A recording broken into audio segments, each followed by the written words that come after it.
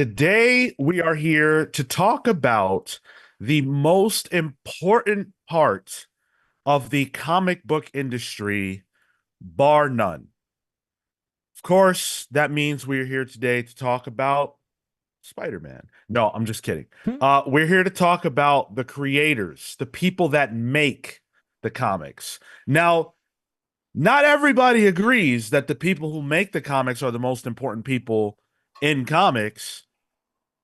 And because of that, I think there might be a lack of respect for comic book creators. And that's what we're here to talk about. That is what we are going to talk about today. And to do that, to have that conversation, we decided, hey, guys, wouldn't it be a decent idea to get an actual comic book creator on the horn to We have need that conversation? we need the baddest boy in comics Yeah, to come that's on this me. show and set us straight. Yeah, that's me. Definitely. This the squarest boy in comics. Well, I mean, Oh, We sorry, I what did I say? I appreciate you guys for having me, especially, considering that I usually mostly work for DC and you guys are a Marvel show. I really That is true. appreciate you taking the time to let me cross the lines a little bit. And actually, when I saw the thumbnail for the episode and I saw the topic, I went to my wife and I was like, I feel like I'm walking into a landmine now. And we'll just have to figure our way through this as cleanly as possible. Tiptoe. Yes. Well, I love that. I like to set landmines for list or for guests. I didn't get to Endless. finish my intro, Okay. so I need to let the people know who you are. We are joined today by artist extraordinaire, the man who drew quite a few issues of Birds of Prey that were phenomenal, the man who drew Superman 78, the metal curtain, I believe it was the metal curtain, Iron who Curtain. has you can Right see there. some pages there in the background, and who has some incredible stuff coming up. A man who is very much on the rise. You will have heard us speaking to him in the chat. We've got an interview with him from New York Comic Con. We are talking about Gavin Guidry. Gavin, welcome to the show. Jazz hands. Hey, everybody. Applause all around. I Uh, actually had other artwork up behind me, more because I pop recent stuff behind, and I keep one thing from every project, every major project. So these are pages that are mine, and they just have gone behind me because I'm too lazy to put them in a portfolio just yet. But they're going to go in chronologically to kind of be like, here's your life, story of my career. But I also pop recent things up behind me.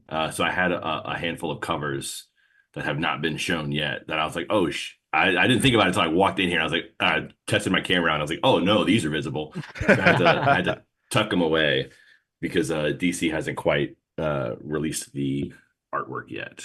Soon, but not yet. Can't wait to see it. Um, Kefis in the chat says Gavin Half Glove Guidry. I like that. I like Don't that. put that. Don't Famously. put Sean's kinks on Gavin. It's Jeez. really funny, actually, now that you mention it, because I used to when I was in college, I worked at the college radio station, and I had a friend, and her nickname for me was G Love, and it was just glove in Right. text messages, G hyphen glove love. So it kind of harkens back to previous incarnations of my life. So I'm not, I don't hate it. I don't love it, but I don't hate it. Synchronicity right there. Yeah. Well, I love it. I love it. I love what you did on the Birds of Prey cover. I love what you did in the interiors. Not just because it was good artwork. Like, that's great. It's nice that you're talented. But I like what you did for me. I appreciate you drawing the half glove into the DC lore. Now that's always going to be a part of it. I have a claim to fame. I like to think of myself as a preeminent man of the people, especially in terms of how, like, we talked about my approach to my career and trying to stay grounded and everything. I still am tapped into the nerd that wanted to do this for however long. So I'm happy that I can kind of like bridge those two worlds a little bit more. Anyway, any chance I get, I'll do it as often as possible. A man of the people, and that people is one guy with a weird thing. It's okay. It's baby steps. Listen, There you one go. guy can change the world. Baby steps. One person at a time. Speaking of bridging the gap, Gavin is here today to bridge the gap between us non, industry accepted creators, and himself, a person whose career is very much burgeoning, a person who is in the trenches, doing work at the big two, to have this conversation. We talk a lot about the big picture industry stuff, and creators are right at the center of that. But somehow it doesn't feel like we always get to hear their voices about the issues that matter in comics, especially not their actual voices. You might see a tweet, you might see a blue sky or whatever, but to hear a creator speak about what's happening, you don't always get that. So let's set the table. Does the comic book industry respect creators?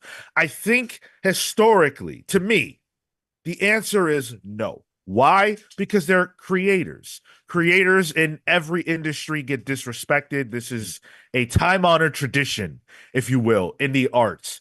And I think it goes as far back in comics as, the creators of Batman, the creators of Superman. These are people who, got very little compensation relative to what they created. Some of the people in this industry who we love died penniless, while the characters that they created in many cases were on the movie screen or making millions on the page, on the printed page.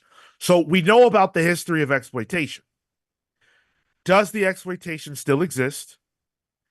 What can be done to solve it or stop it?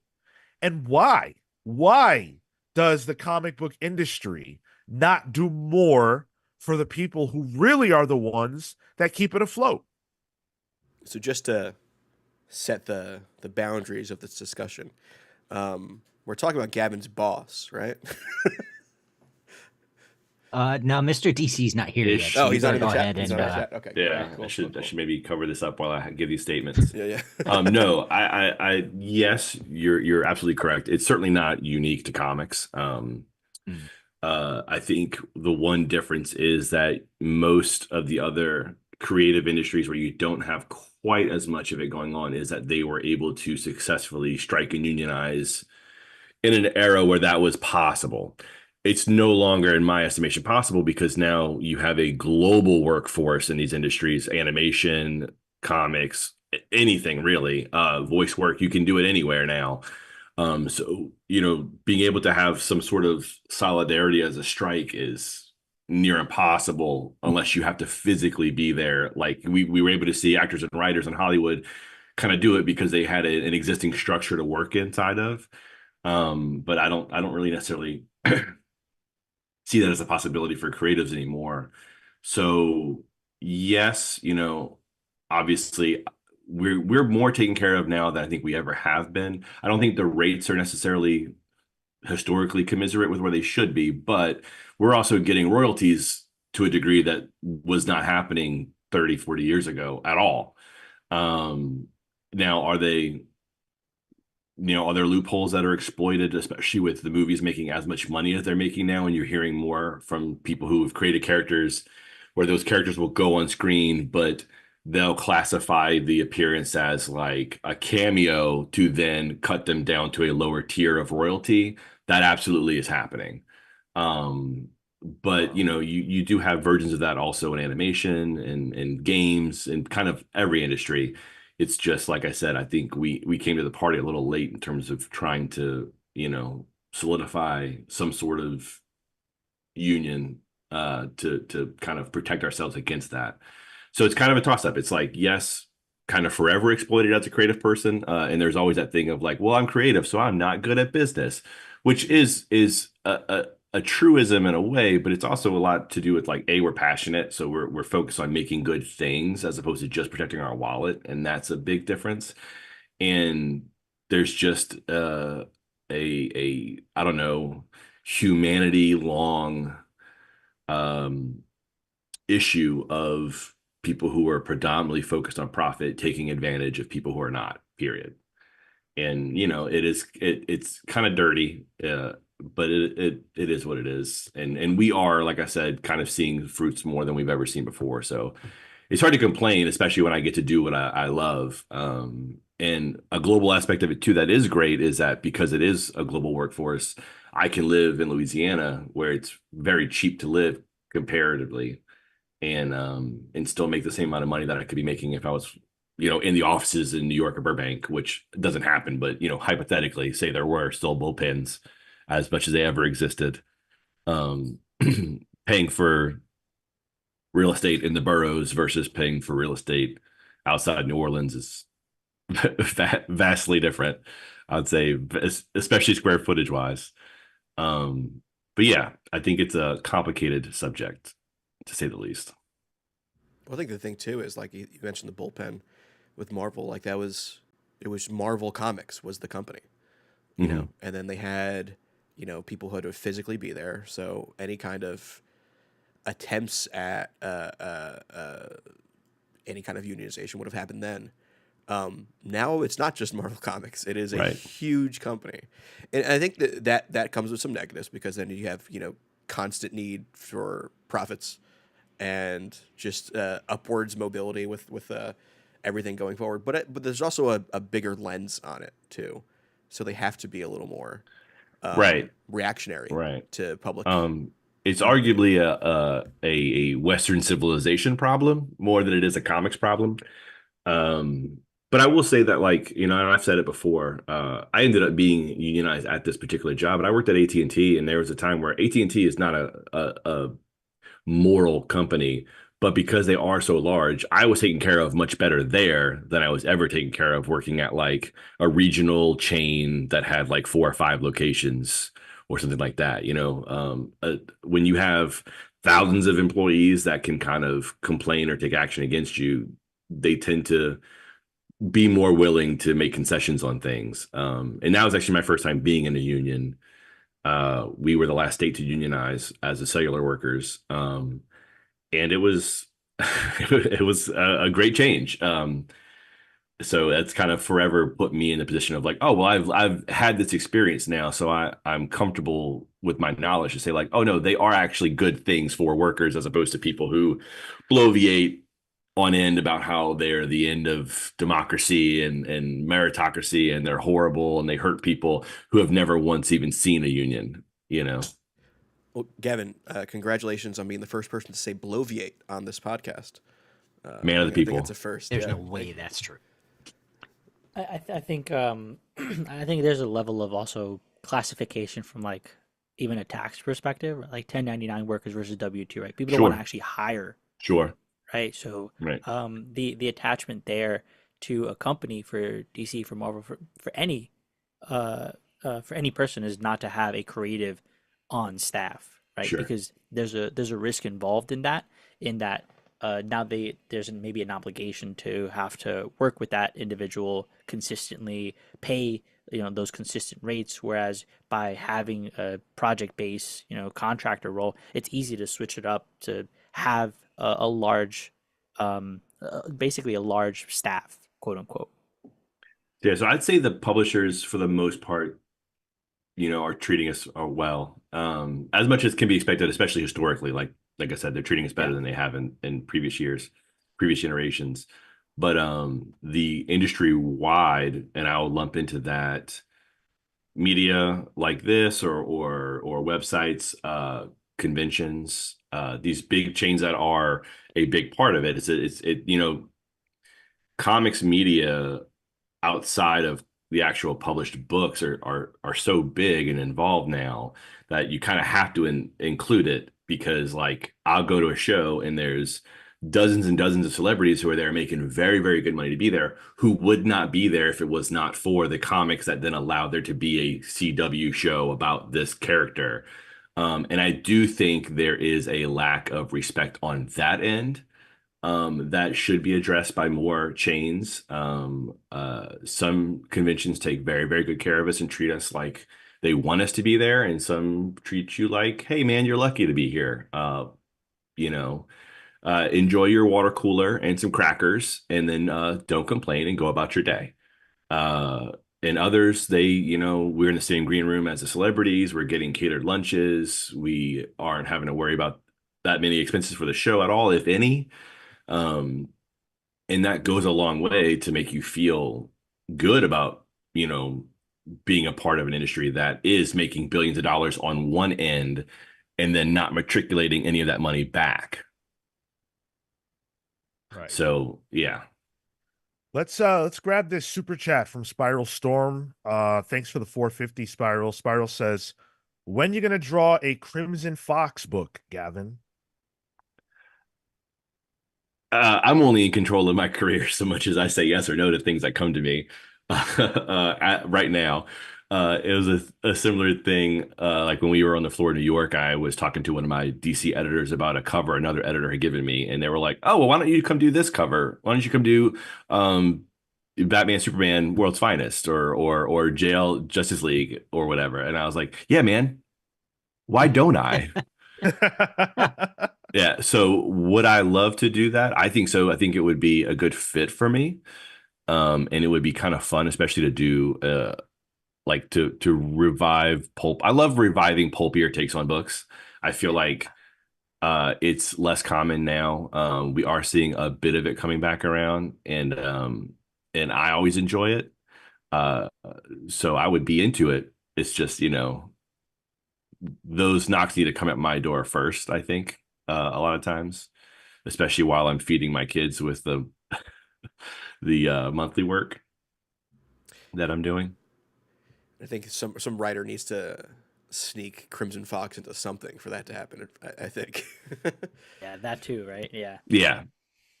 All right, let's get the conversation a little heated up. Let's turn the heat up a little bit. Because Gavin is saying that comic book creators are treated better now than ever. And I think that's probably that's observably true. But there are problems. There are still a lot of problems, and we got to acknowledge the problems. So what are the problems? Low pay, Gavin mentioned that. Page rates, from my understanding, are down from where they were 20 years ago, which means that the people working today are being paid less than the people who were working 20 years ago. Some of the people who were working 20 years ago are being paid less today than they were 20 years ago. So that's not great. That's not great. Now, granted, you could argue the medium is not as hot as it was 20 years ago. You don't have the Bendis heat. You don't have the Johns heat. It's not as heated up in that regard as it was before. So there is that aspect. There is also the overworked aspect. There is I am sitting at my computer, busting my ass, drawing these comics or writing these comics for hours and hours on end to meet this deadline. Does that factor in? Like, is that an element of not taking care of creators by not setting up better deadlines? We talked about the Greg Capullo thing not even a month ago, and how he came at his collaborator for allegedly dropping off the Wolverine Revenge book because he couldn't meet deadlines. We had a big conversation about that and deadlines. Yeah, I think, it's not great. But it's a production job. You have it. We mentioned video games and animation. It's going to kind of happen everywhere because for any product to exist inside of a corporatized structure, you have to have a deadline, period. Otherwise, things would just kind of come out whenever, and no one would be willing to invest on a property that just kind of came and went as it pleased. I will say that I was kind of raised unofficially on the concept of an issue a month, right? Of a page a day kind of thing.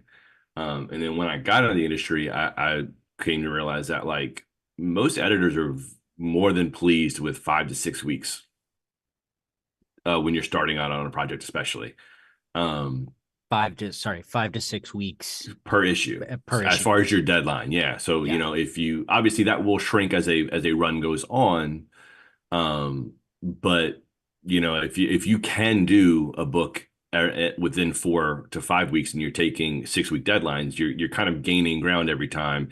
And the book can still come out monthly for at least a 10 issue stretch or so before you really start to have any sort of hinkiness. So again, it's kind of a complicated thing of like, our deadlines and a thing, and is crunch a problem? Yes, but because we've also had decades now of deadline issues, I think the companies have relented a little bit more in terms of squeezing people. I mean, one of the negative sides of it, as far as how it impacts someone like myself, is that you are seeing so many more comics come out with a plan to be rotating artists. Yep. And that is a bummer because it makes it harder for us as artists to get footholds in runs, which then kind of leads to us being, we've talked about this before, and I don't want to start a whole thing, but it does become a thing of like, well, we're considered secondarily, period, to the writer. Vilified to a certain degree. And part of that is because you're not seeing these long runs from artists as much anymore, and it's not really on the artists. It can be surely case to case, but there's plenty of times where it's just like, no, the plan is that we're going to do like 4 issues for you, 2 issues for someone else, and you come in again and do 4. And that's fine. But like when you talk about only being 80% of a trade, every trade, that's kind of a bummer. It becomes the writer's run rather than the writer-artist run. And Yeah, sometimes you'll even and- see that on the trade dressing too. It's like Grant Morrison's Batman. That Right. just comes straight to mind. And Because, it's comics media talking about it, referring to it as the run, comic shop owners talking about it as the run, people having discussions, it's that run, and then the publishers, like that language will only ever change once it's being forced to change. I don't see that happening anytime soon, because it's a slow moving beast. Turning it's going to be a nightmare.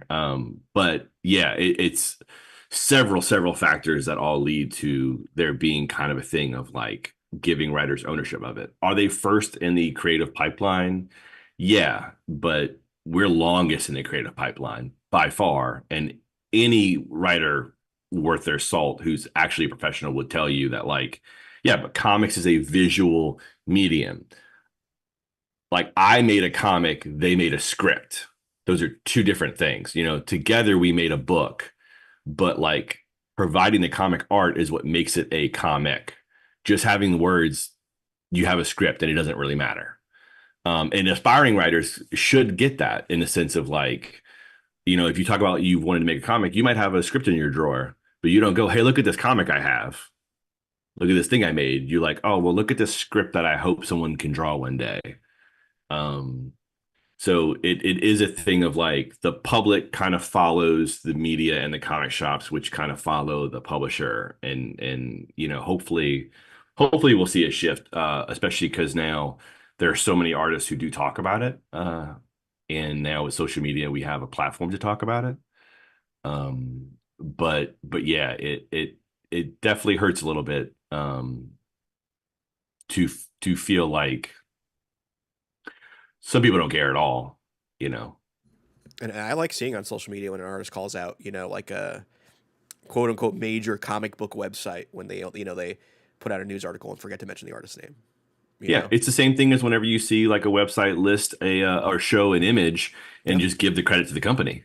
Yeah, like Source, just Getty, yeah. Marvel Comics, and you're like, what the like? No, like, come on, like you should be. This should be one of the few places that actually cares enough to do that.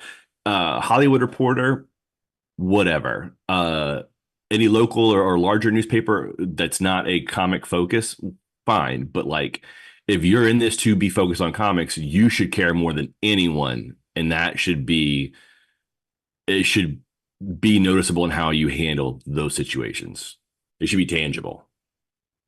Kevin, from a production end, I like the Ink Pulp podcast a lot. Mateo Scalero, Sean Crystal, and one of the things that they talk about that I'm curious for your perspective is the ability to negotiate and push back and work with a publisher on deadlines, on terms. Like, is there an approach to that? Is there a wariness about that? Is there like stigma around that?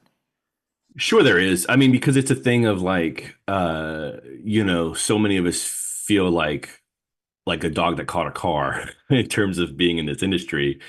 that you've wanted to do. Like I've said before, you know, my first comic I got that made me realize I want to do comics. I was 6 years old. It's been 30 years. I mean, I've been doing Big Two work now for 2 years, but I mean, it was 25 years or so before I really pushed to get in the industry.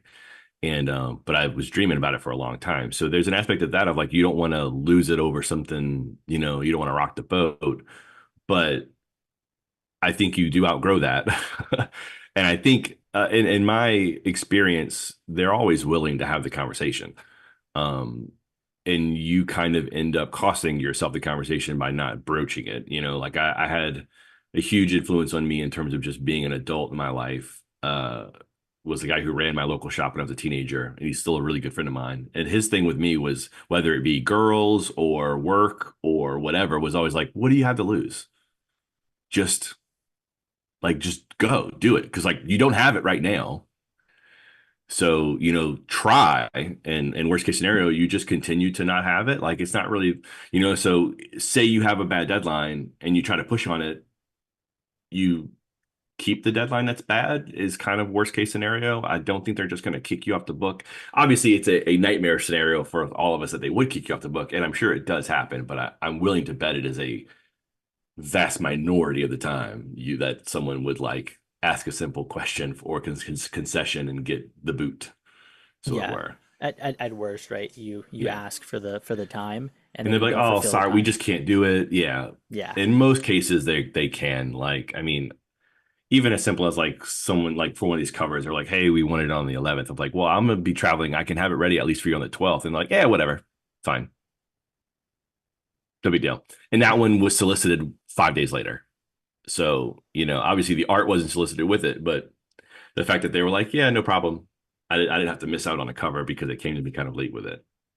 And is that like negotiated with your editor, like, or is that other people there?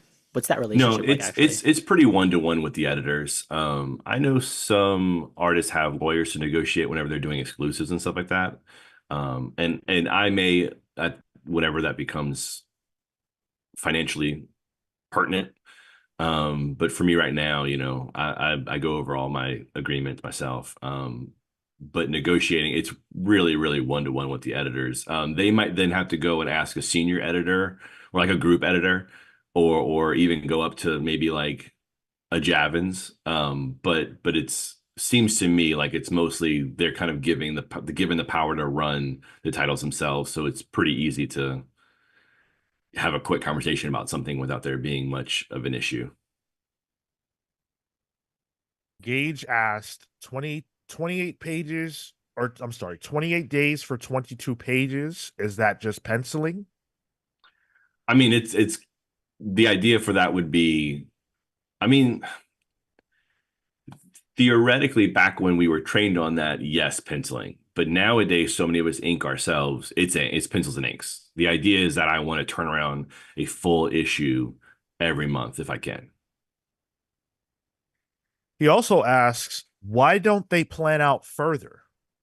They often do. A lot of times you'll get a book, like, you know, you'll get a book will be announced 3 months before it comes out, and the artist has already been on it for 5 months.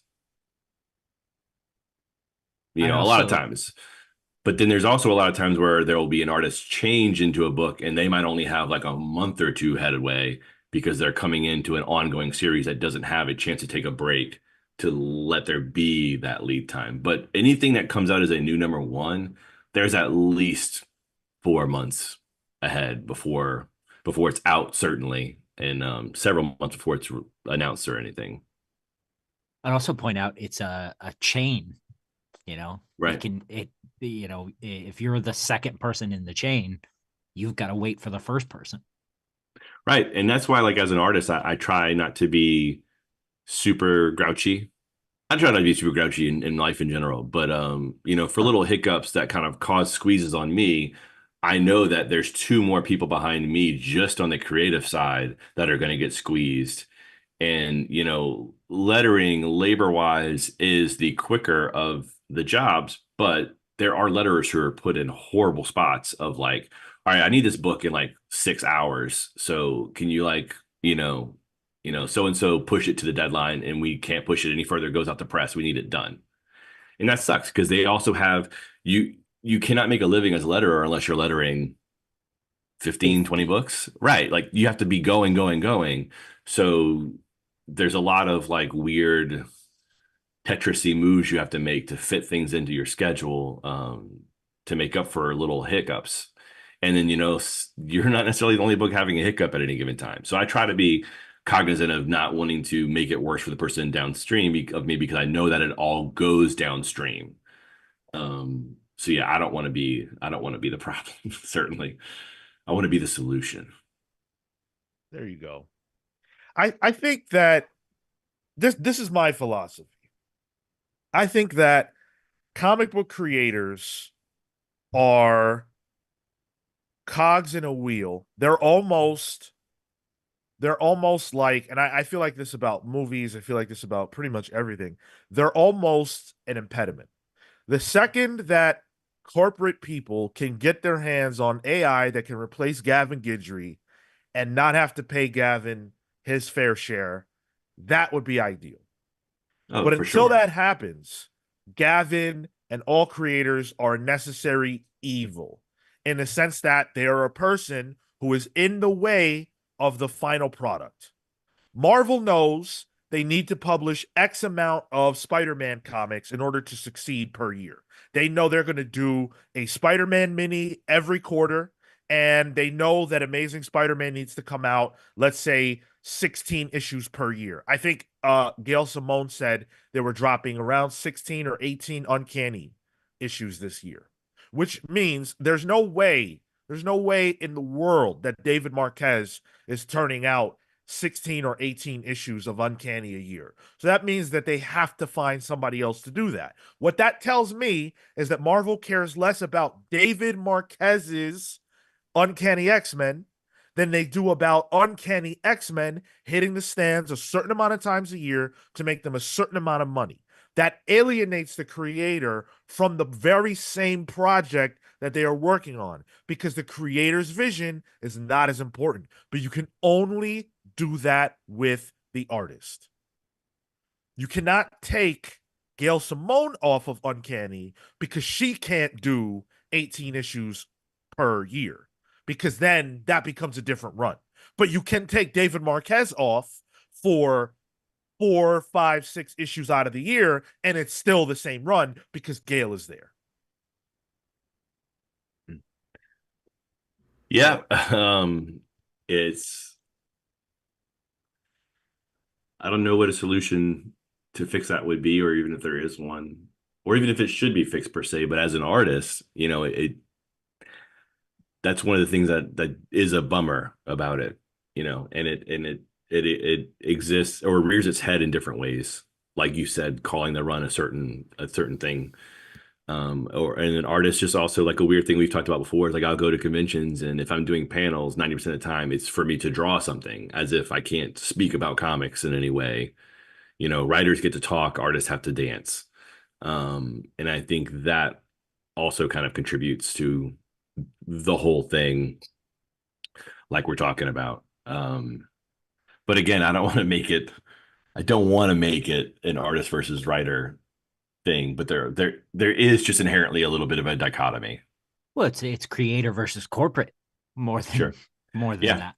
And like, same thing with Hollywood. I mean, any number of times that you would have like, I mean, especially now that you have so many finance bros running studios, but beforehand, even, like Louis B. Mayer, sure, was interested in making comics, but he wasn't one of the weird or making movies, but he wasn't one of the weirdos coming up with the crazy ideas and, or these actors or actresses who are, out of their mind. The creatives are always kind of the wackies, right? And that's just kind of the nature of the beast, as it were. And while it's an industry that is still making money, I think you're going to kind of have it proportionately be a bigger problem. Yeah, because Uncanny X-Men for example, that's an IP. Like that's what Mhm. matters, and that's going to be first and foremost for Marvel, capital M Marvel, more than Mhm. anything else. That's not to say that I think how we talk about these things as I almost said consumers, and I wanted to just friggin' shoot myself after saying consumers, but as fans of this and as, people who, read comics and stuff, I think we need to change our language on that. I think that's how we help things. If we start discussing things, as so-and-so's run with Marquez, like David Marquez and Gail Simone's run on Uncanny, and then you can talk about the other artist that was in there. It's like we get a feature. Sure, we get a feature credit. But there should be a discussion to be had as opposed like just recognizing that we as fans have to adjust the language to benefit. For sure. Yeah. And like I said, I feel like, if more media outlets did a better job with it, I do think it would matriculate, and you would then maybe have it, because of course, like I learned how to talk about comics from my local shop and how they talked about comics. But if media institutions talked about them a certain way, those shops would likely adopt that language as well. And it does kind of it also goes downstream to the consumer, the fan. And I think that needs to come from the top too. Like I think of there was a couple weeks back where Marvel Studios brought out a whole bunch of Fantastic Four writers to go to the set and check that out. And Ryan North's tall self just blocking all the stuff in the background. But there was no artist there, and like those are the people that kind of like that suit that's behind you. It's influenced by something that was drawn. So having that kind of recognition would be nice as well from the top, especially in another visual medium. Exactly. Yeah. I totally agree. And I want to visit as many sets as humanly possible by the time I'm in the ground. But we're talking about, the corporate aspect of it and how that relates to and the rates being different.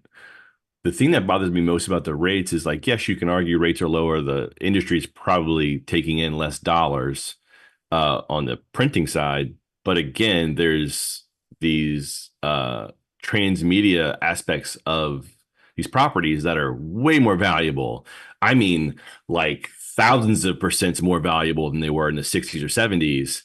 And they're not attributing any of that to the comics. And because, like, I get that the companies are large, but they are now at least mostly owned by the same people, as opposed to like leasing out IP rights to another studio. You do have like Warner Brothers owning everything should allow Warner Brothers to say, well, you know what?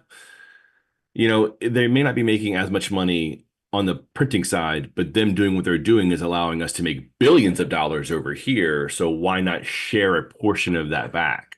Like I wish that there was even if not just straight to the creators, like I really wish there was a structure where maybe these larger corporations would at least kick back a percent of what the transmedia makes to the publisher, so that the publisher's bottom line looks better, which could then hopefully stop rate issues. Obviously there's never going to be a thing of like, I have more money, so let me give you more of it.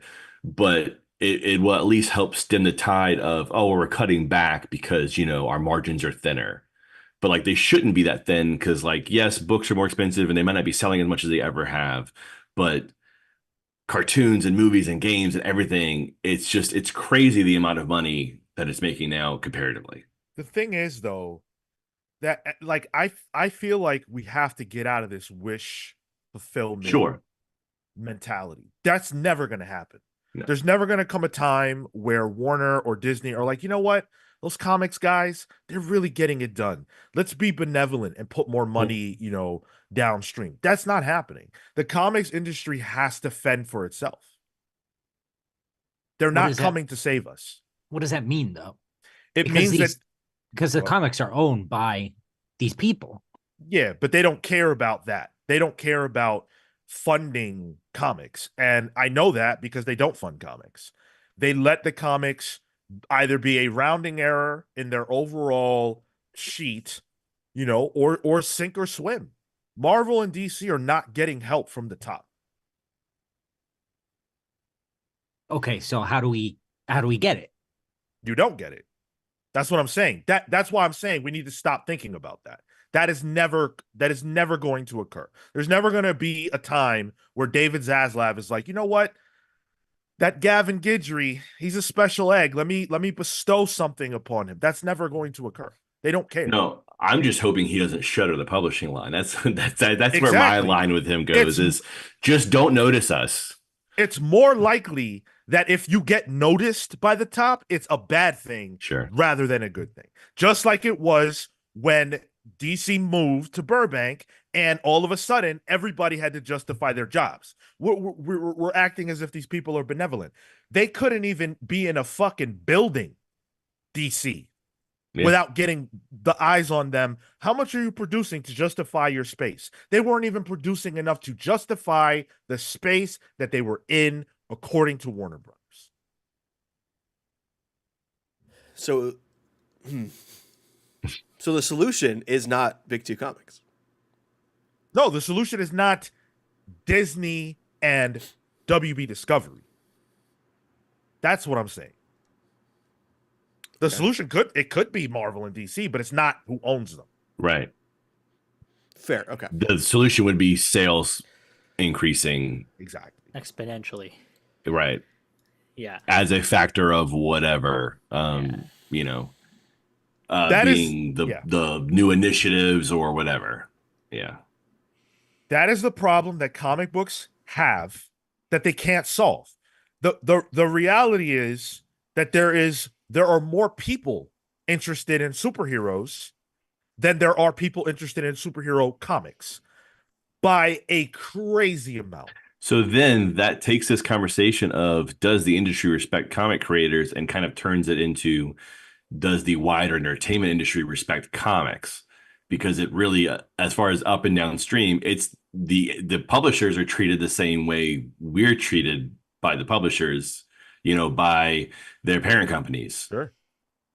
And And even within the comic book companies, you know, the companies themselves are treated like garbage by their owners.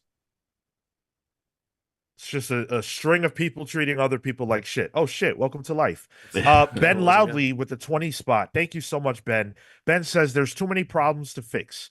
Artists want a weekly or monthly check on something that takes twice as long to produce. Fans want cheaper books when artists are already underpaid and overworked. $20 floppies incoming. Well, thanks to you, Ben, we can afford one of those $20 floppies. Well, So Ben, I will go ahead. push back on one part about the artist wanting a weekly or monthly check on something that takes twice as long to produce. They do, you know, where I get paid every, like with Marvel or with DC, I get paid every 5 pages. So it is a thing of like, I don't get paid until that work is finished. So I guess maybe you're saying produce in terms of like it being on shelves. Sure. But I mean, you know, that's the same thing with any job that you're not making it, even if you're not making a tangible product, you're getting paid for your time. Yeah. You're getting paid for your work. Your job is not to make sure it's on shelves. Your job is to make the comic. Right. Yeah. Volume. So if anything, more volume, more time to make more volume is probably a good thing. Like me staying monthly, I want to be monthly, A, because I want to, it's what I've always heard and what I want to do. But B, I've got 3 children and my wife hasn't worked since our 3rd one was been born. To help now, you know, it's not worth paying daycare costs. All that stuff is a nightmare. So it's always just been it was a decision of ours to be like, well, we might have a little bit less money on hand, but you know, at least we'll be home. So being monthly makes my life easier in terms of always having stuff on hand to help pay for things. And, you know, it gets tightened sometimes. And then there's other times where it's like everything comes in at once. Because I don't get a super consistent payment, but I do try to stay monthly as much as I can, because it's how I can pay the bills. If I wasn't monthly, if I was taking 6 to 8 weeks to draw one book, I wouldn't be able to live in Louisiana. I'd have to live in like the Philippines. Hey, global market, right? Well, yeah. Well, and that's the thing, right? That's kind of why you do see as many artists who live in other countries, or they have an easier time. Their money gets held up, and there are problems with it for sure. But I mean, you know, if you're getting paid a Marvel rate in USD, it translates to a pretty good living in a lot of places. It translates into a horrible living in a lot of places too. It's kind of, you know, picking and choosing your battle there. Owner, that's why we're seeing a lot of like really good Italian artists at Marvel. Mhm. Yeah. Which is Although apparently you don't live in Rome, because I have several friends who live in Rome who are like, Rome is super expensive. It's terrible. I just saw Gladiator 2. I agree. Yeah. I think Ben does bring up a good point. Maybe not the first half, but fans want cheaper books when artists are already underpaid and overworked.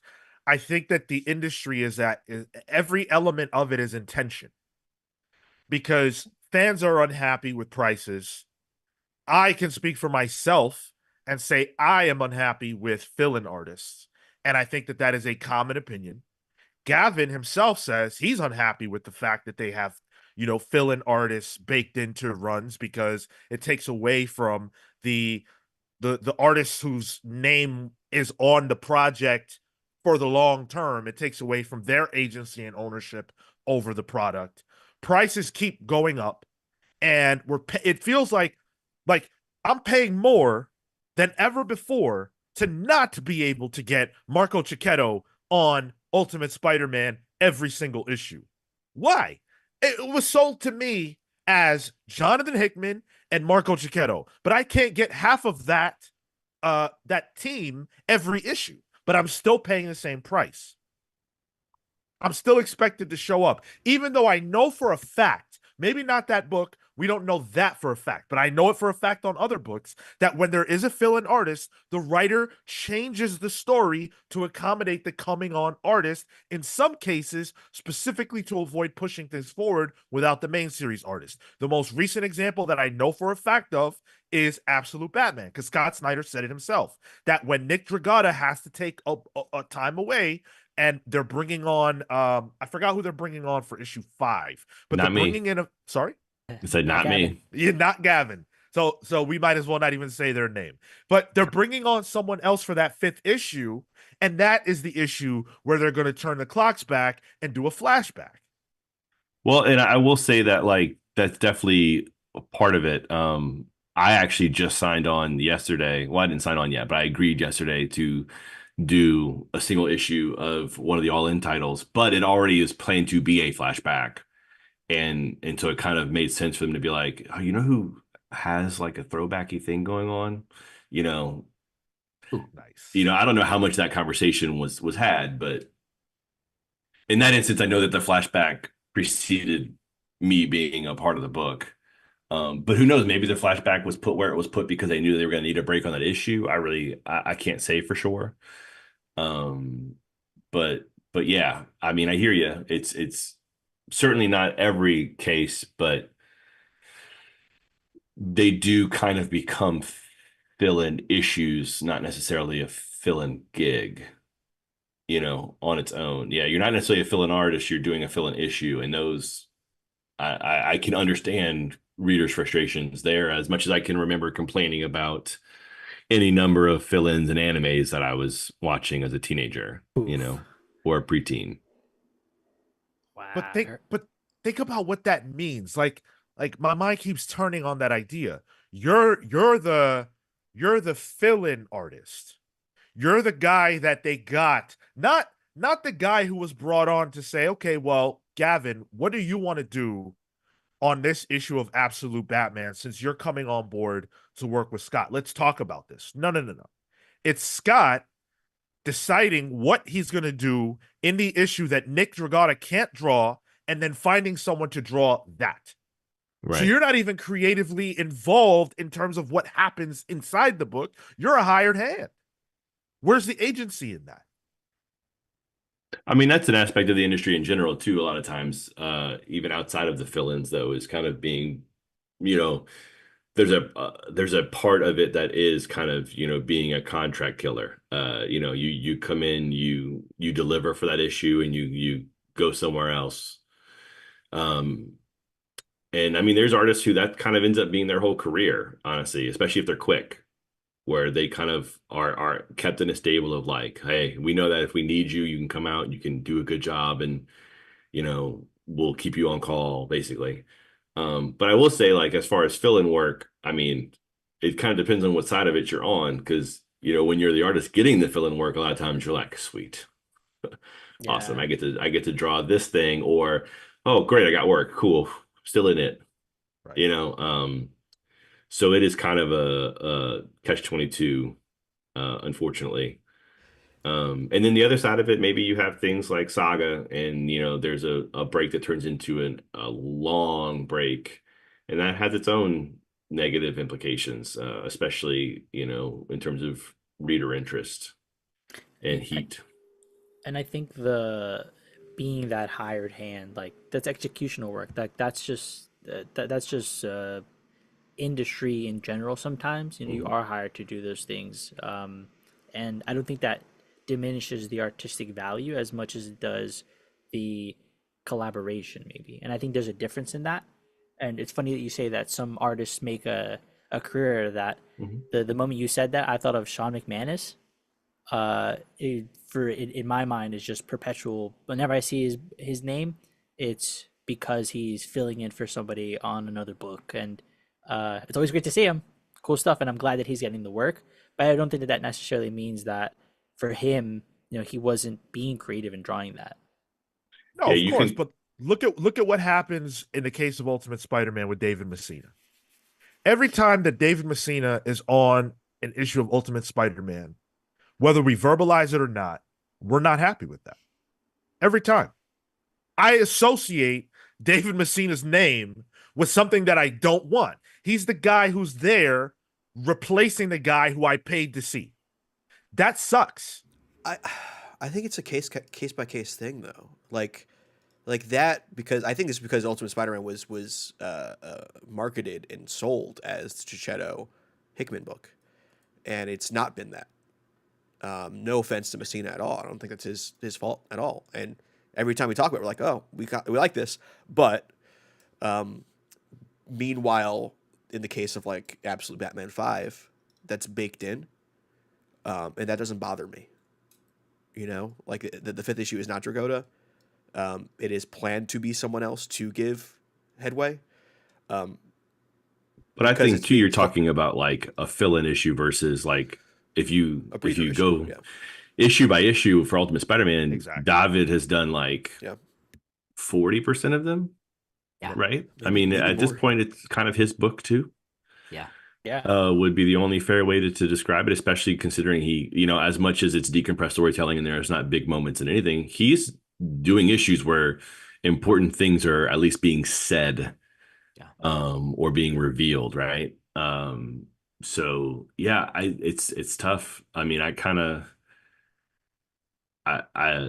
haven't spoken with him about how he feels about it, but I can imagine that there's part of it that's like, oh, well, I'm getting to draw Ultimate Spider-Man. I'm in on this book. And then you have moments too where people are like, oh, I wish Marco was still here. And you're like, yeah, I get that, but also like it's my book too, kind of. And so it might be kind of like the redheaded stepchild syndrome, or like, Yeah. being the bassist in a band of like, Been there. everybody wants the guitarist or the lead singer, but like, I'm here too, guys. I Keith say Lee. this as I have guitars and I don't play bass because why would I? Uh, I can see. I can play. I can can see play. my bass hung up actually. Yeah. No, and I think that's Ultimate Spider-Man's like it's almost like a case of like the goods sold were not as described, and I kind of feel bad for that because I did. It's David Messina, right? It's Yeah. Stuff. Well, and if he was coming in, and at least that's what I've heard, how it's pronounced. And he is Italian, so I would imagine so. But if he was coming in and doing 2-3 issues every 12, you might not feel the same way as Right. like they literally are like time sharing that book right now in a way that I think is, a little bit much for some people. But yeah. But we talked about the perception. You yourself, Gavin, you talked about the way that media, the way that fans talk about this stuff. Putting the onus on us. But I look at it and I go, no, no, no, no. I feel like the onus is on Marvel in this case. I feel like the onus is on DC, because the reality is that you want me as invested in this book as possible. So what you sold me on is what you need to deliver. If you told me from the jump, hey, it's Jonathan Hickman, it's Marco Cicchetto, and it's David Messina, and that's the team. And then, of course, the colorist and the letter and everybody, and that's the creative team throughout the book. All right, fine, but you can't expect me as a fan. I'm not even talking as the guy on the podcast. I'm talking as the fan. You can't expect me as the fan to be happy and comfortable and aware of the fact that, well, Chiquetto's only going to be on this for 60% or 70% of it, and Messina's here too, and I should be happy with that. I don't need to be happy with that. And I also feel like if Marvel and DC want people to take their artists more seriously, they need to plan for that. They have to plan for that. But I feel like planning in comics is tricky because of FOCs and solicitations. With Chiquetto? I guess so. The same guy who did 50% of Daredevil? An ongoing? Yes. Where Chip himself knew he was writing for multiple artists at the same time. So if Chip knew it, how come Marvel couldn't tell us that? Would we have bought it? Yeah, I know. Sometimes we end up buying it anyway. It hits shelves with a different artist. And I mean, that's probably the answer of why not tell us? Because, well, you're gonna pick it up, and if you're gonna pick it up, anyway, unless like the fans revolt, then I think your feelings towards the publisher is moot. Unfortunately, I completely disagree, because we're having a conversation right now about respect of creators. And Gavin just said that he feels like artists don't get respect in part because they're not baked into the entirety of the run. So if you want artists to get respect, then something inside the house has to change, not outside the house. But the house doesn't care if the artists get respect. Then nothing will change. I'm saying it's not on us. That's what I'm saying. I'm saying it's on them. I'm saying it's on Marvel and DC. well, then can we not buy the book? I guess like I feel like then that becomes the appropriate response towards that is, well, Chichetto's not on this. I'm not going to buy Ultimate Spider-Man. I'm throwing a fit in that case. But then Sure. Hickman and Chichetto and unfortunately David Messina don't get paid. Yeah, Or who they gets hurt? don't get Who gets work. hurt there? Yeah, I guess is Yeah. Disney's not hurting much for that. no. But in the end, right? We're fans. I don't like. Yes, I care that creators get paid 100%. But that doesn't mean that I need to buy something that I'm unhappy with. Yeah, you shouldn't be buying anything that you're not enjoying. I'll agree on that front for sure. Like we were talking about someone who was burnt out the other day about like, right, it shouldn't feel like, obligation to keep reading a book that you've read for 20 issues and the last 6 issues you haven't enjoyed. Just for the fact that there's a sunk cost fallacy of it, right? Like I've already been doing it for so long and maybe it'll get better, or I don't want to not pick it up for 5 issues. And then all of a sudden it's good again. And now I have 5 issues in my collection. What am I going to do? I've never been that person. So I think I've had an easier time, not getting sucked into the idea of like being a completionist. But outside of that, yeah, I think you absolutely, I don't think you should expect to get, just because you bought something doesn't mean you should expect to enjoy it, but not enjoying it should give you the freedom to no longer pay for it. There is a weird thing of like, well, I spent $4 on this and I didn't like it. What's wrong with you people? And that's like, we're talking about like the meal thing of like, I've gone to a restaurant and, maybe not understanding exactly how certain ingredients are going to taste or something new. And I try it and I don't like it. That's on me, bro. Like I'm not, good. I'm not having them make me a second meal, It's like a grilled cheese to accommodate the fact that like, oh, hey, I took a L. Just take it and walk. It's like people who eat the whole meal too. They'll eat the whole meal, be like, "Yeah, I didn't like that. Can you take it off the bill?" No. Well, I'll eat the whole meal and just be like, hey, man, I need to eat. It is what it is. This meal, not that great. Fine. Yeah. No big deal. Yep. Did that yesterday. Had Yeah. wanted ramen, picked the wrong one. I wanted a tonkatsu, and I was like, let me try something a little different. This one has coconut curry in it. Didn't like it that much. That's not Right. ramen, Hey, is it? you took a swing. It's life. That's it. Please pet that cat. It's killing me. Just don't kiss it. It was like trying to touch you. I've being been so watching too, needy. Gavin. So needy right now. He doesn't normally do that, so I'm like, oh, this is what it's like watching my stream. Yeah, Matt? my cat that we had, he passed a few years ago, but like he was my desk cat of like I would be drawing and he would like underneath my chin and lay on my iPad. So if he was still around, like I'd have to have my door shut. Now my door's shut because I can't have like insanity from the children coming in. Yeah. But yeah, my cat Ro would have been like with his tail, All the time. immediately All the time. Happens on sniffing the camera. Yeah. Matt Fisher with the 4.99. Thank you, Matt. Says, hi, I've been watching since the new 52 month. Oh, thank you. The only creators who truly get the shaft are the ASM writers. They know nothing they do will ever stick. I don't think that's true. Ben Loudly also follows that up with good point. I wonder who has it worse, ASM writers or SNL sketch writers? ASM writers, dude. Yeah, because there's no Coke. I mean, at least you could parlay that into something. Like people who write ASM, all they get out of it are death threats. Like imagine being the guy who created Paul. Yeah. But at the same time though, like I think they are definitely the biggest, craziest current example of it. But I mean, like I just saw someone online yesterday be like, "Dear Wonder Woman fans, I'm begging you, don't become Wanda fans." In terms of the insane, like there's just these super fandoms that get so fixated on having things their way that it just like it becomes combative on so many fronts. I mean, there were people clowning the new character posters for the Sonic 3 movie because they don't have the sauce that the character posters for the Sonic 2 movie had. And it's like, guys, like just like pump the brakes, touch grass. This is not like I get their sauceless. It's fine. They're just character posters. Move on. Gavin, don't bring the ire of Sonic fans to this podcast. So it's not just Amazing Spider-Man.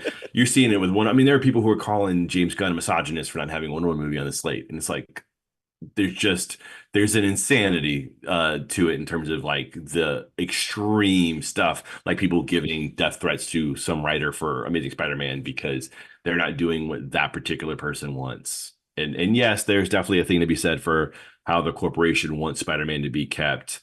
But I'm definitely not going to wade into those waters because I cherish too much of my life to do that.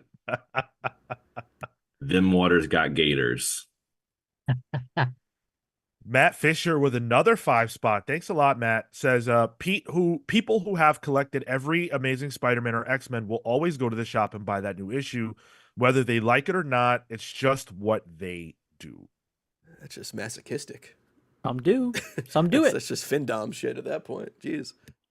But that's the thing, like I was saying, of like, there are people where there's like a pathological thing of like, I can't not have, there can't be a 2 or 3 issue gap in this 100 issue run that I have, like, and I understand that, so I just don't get suckered into that whole thing of like needing to have the 100 issues because I know that like, man, trouble lays that way. My collection started with my dad's collection being given to me, and there's a lot of missing gaps. Nice. So like Claremont's Dark Phoenix run, I'm missing 1 issue, and I'm like, you know what?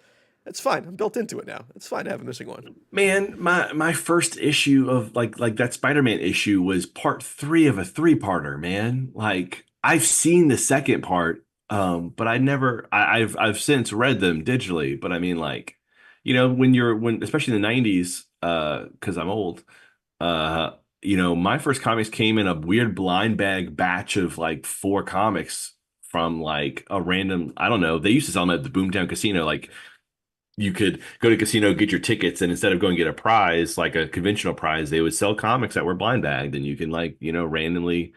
And I mean, so I would just get some random stuff all the time, and it was never a thing for me as a kid of being like, oh, but it's not like a consecutive issues in a row. I was just happy to have comics. Just reading issue 7 of Youngbloods in a casino.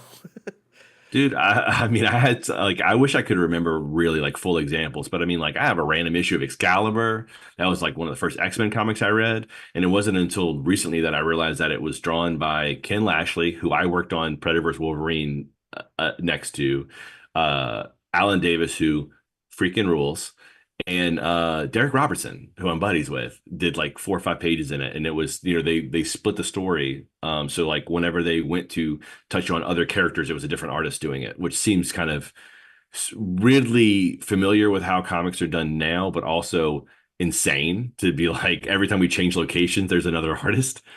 But it was actually, I just did that with a Thor issue, so never mind. It's very familiar. And you just did that Birds of Prey, a series of issues too, where yeah, but at least they were in a different reality. This Immortal Thor issue I drew, it's me and like 17 other artists, and we literally, it's an ongoing thing with essentially a narrator, and you're kind of checking in with everybody, and it's just different artists for every person almost. So yeah, it is very familiar, I guess, in that sense. But it was really funny to kind of look back and be like, oh wait, no, I know who Derek Robertson is now, but I didn't when I was 7. Actually, I wonder, in terms of respect for artists and stuff, when did the shift happen? Because that was just the comic at that point, and maybe you would recognize the art change, maybe you wouldn't. Where did the shift happen where it became, oh, that artist book with the writer, as opposed to just another run on that character or that team? Or you mean for me personally? No, just in terms of in general recognition on that. Like if there was an issue of a comic right now where it wasn't built in and it was just 3 artists on the book, I think people would probably complain about that now. Well, there's like a have your cake and eat it too thing of like, oh, well, it's the writer's book, but if you keep changing these artists on me, I swear to God, I'm gonna shoot you. I hadn't really considered, but you're right. As much as there is a thing of like, there's an inbuilt respect for the writer, there are a lot of people. I mean, like, look, I haven't been a fill-in guy as much, but I mean, I have had to follow some people. And I mean, I saw the comments about like being pissed that Leo wasn't continuing to work on Birds of Prey. And people were like, oh, I just flat out don't care now. Leo's not here. And it's kind of like, damn, give a boy a chance. Welcome to comics, buddy. Jeez. I agree that people should give you a chance, but I also think, I think, hey, if part of the reason why you came to the table is Leo Romero and he's not here, sure, that's valid. But there's a version of that that's just they just silently don't buy it versus they go online and put a comment out there into the world of like, fuck this, I'm out. Gavin, we do a podcast. Don't even get me started on the kinds of comments that people unnecessarily leave. I can only imagine. Yeah. All right, Matt is like single-handedly funding the episode. Yeah. So Matt Fisher with two more 4.99s. Thank you so much, Matt. Really appreciate you dropping super chats on us. Feeling the love right now. As long as Sonic 3 plays Live and Learn at some point during the movie, Sonic could be drawn as a cat, and I'd be okay with it. Speaking of cats, we should get Big the Cat in that. Actually, speaking of Sonic, my son drew Sonic in class the other day. Whoa, hey, that's the first step. When you start drawing Sonic, that's yeah. Well, this is my 5-year-old drawing Sonic, and this was my 10-year-old drew me Spider-Man when she was maybe 6. Yeah. Cool. So yeah, they're all into it. I was gonna ask who that phenomenal artist behind you was. Yeah, that's a Father's Day card from years ago now. But yeah, it's funny because my daughter, my youngest, I don't know where she got that. She's like, you don't like Sonic. I was like, who the you think introduced your brother to Sonic, dude? Like, come on now. Like, I was playing Sonic 2 on the Genesis in the 90s. Get out of here with that shit. I like the kid made like swatted her insult away. But yeah, I introduced Spider-Man, Sonic, all Pokemon, Digimon, all the things that I loved. I've kind of shown them and given them the opportunity to be like, if you like it, go to it. If you don't, whatever. But I wanted to at least introduce you to it. And man, he latched on to Spider-Man. I mean, to Spider-Man, yes, but he latched on to Sonic like hard. Dude goes to school with a Sonic backpack, Sonic shoes, sometimes mostly Sonic socks, a Sonic underwear, and a Sonic on the brain. He is like Sonic'd out. Makes you run faster. He spin dashes sometimes in the house. It's ridiculous. Matt Fisher dropped another super chat on us that says the Paul backlash wouldn't be nearly as bad if we didn't just get Nick Spencer before it. People's actual visceral hatred of him is crazy. That's interesting because I feel like Nick Spencer's Spider-Man run was better received than Zeb Wells' Spider-Man run. I think people enjoyed what Nick Spencer was doing a little bit more, even though they did have Peter on the couch. That was when he became a couch potato again after having been super rich and everything like that during Dan Slott's deal. I think people hate Paul. Like, to me, the fact that people talk so much about Paul means he's a success, not a failure.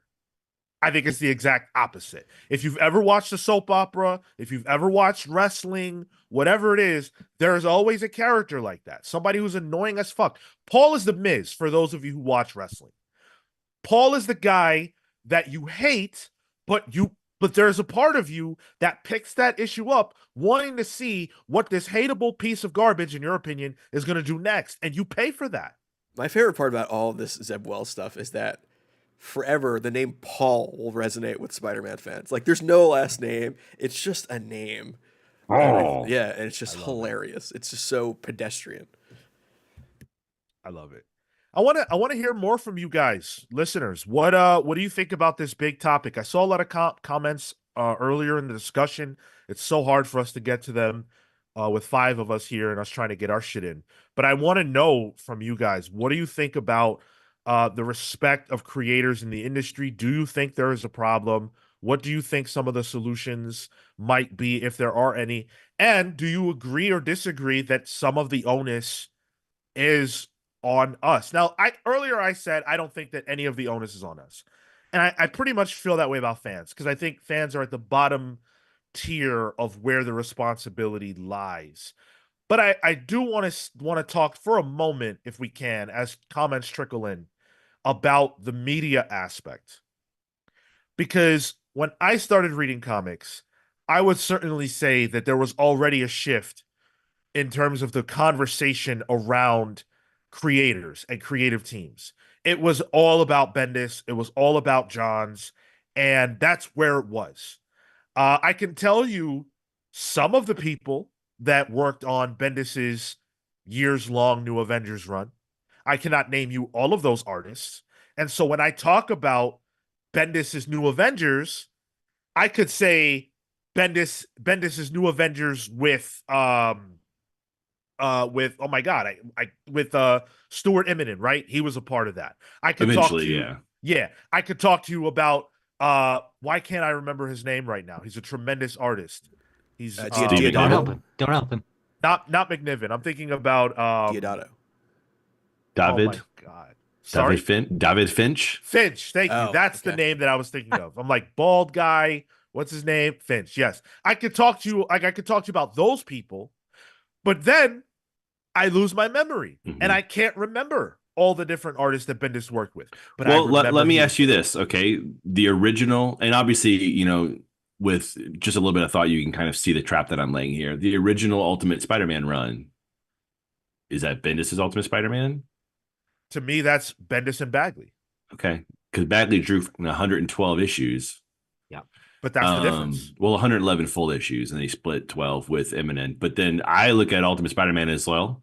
That's easy. It's fair and easy to say. If I'm talking about Bendis and Bagley's run, I'm talking about that portion of it. But I could easily say Bendis, Bagley, Immonen, LaFuente, and then Pacelli. oh my God, Pichelli, Yep. and then of course Marquez. Those are kind of like the 5 or 6. I don't do math, I draw. Main names that, and of course, obviously Bagley did 111 issues, which is insane. But you kind of put a marker on, well, Pichelli's run is different. So I consider it hers. Her and Marquez, they did a different thing than what LaFuente was doing, because at the point that LaFuente was drawing the book, they had Bobby and Johnny and and Gwen all living in the house, and it was way more of like a teen book at the time. But I'm an Imminent head, so I'm gonna cop to Imminent every time I can. I Same. mean, this is all Imminent artwork here, Oh my, what and there's from more what? pages on this wall. And I've got more Imminent actually over there. All Ultimate Spider-Man, Oh actually. man. This is the Ultimate Spider-Man right here. I've got two Amazings. I've got one Ultimate, and then I've got two more Ultimate Spider-Man pages over there. Because I was like obsessed with them when I couldn't afford to buy them, and I would stare at them online. And now that I can afford Nice. to buy them, whenever I run into either him or Wade Von Grawbadger at a show, I mean, Yeah. it's like girl math, right? Like, I mean, if I still come home with money, I made money. It doesn't really matter how much I spent on nonsense while I was at a show. But like, let's get a layer below in terms of honesty, right? Mm-hmm. You are an artist. The portions of the art are going to stand out more to you, and those Sure. names are going to resonate more in your mind. Sure. When I need to talk here on the podcast about Ultimate Spider-Man, to your example, I cannot remember all the names that you just rattled off. It would be more respectful of me to do that. But I have a job to do here. Well, and Right? that's what we've talked about before about off mic about people who get into this 9 times out of 10, arguably maybe 7 times out of 10, they're not artists. They're people who have interest in writing, whether they want to write comics or not. Maybe not necessarily be super consistent, but they still approach it from a standpoint of being a writer. And it's, I think, because writing has kind of an accessibility to it that art doesn't in terms of labor. There's so many people who are like, oh, I can't draw, and they just stop there.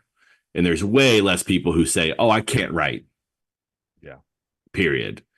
So I do think that there is that element of like, well, most people who review and talk about comics, they want to be writers. Or they consider themselves writers in some way, shape, or form, especially if they're writing essays about comics on major websites, major comics websites. So there is a little bit of a bias there, which I'm not trying to use bias as a negative, just an instinctual thing of like, right, well, you're drawn to that aspect of it more than you are drawn to the art. And also, like Marco talked with me about trying to have the right vocabulary to talk about art, and trying to expand that, because you don't naturally have it, because you're taking English classes all throughout school. You're not taking art classes unless you have like a handful of electives to get out of the way so you can graduate. And to that, they're designated electives, right? They're Right. not. It's not core learning because, Sure. well, why? Your communication, the communication and thought process there is meant to be through text, and that's the way you communicate. But visual learning is huge. The way that you represent something physically has a really big impact on how people also are able to ingest that information. Mhm. But I think also through that, it depends the individual because like for me, when I think back on some of the New 52 stuff, I got in via IP, but the IP led me to artists. Like when I think back to the Swamp Thing New 52, Yannick Paquette, you have Jesus Saiz.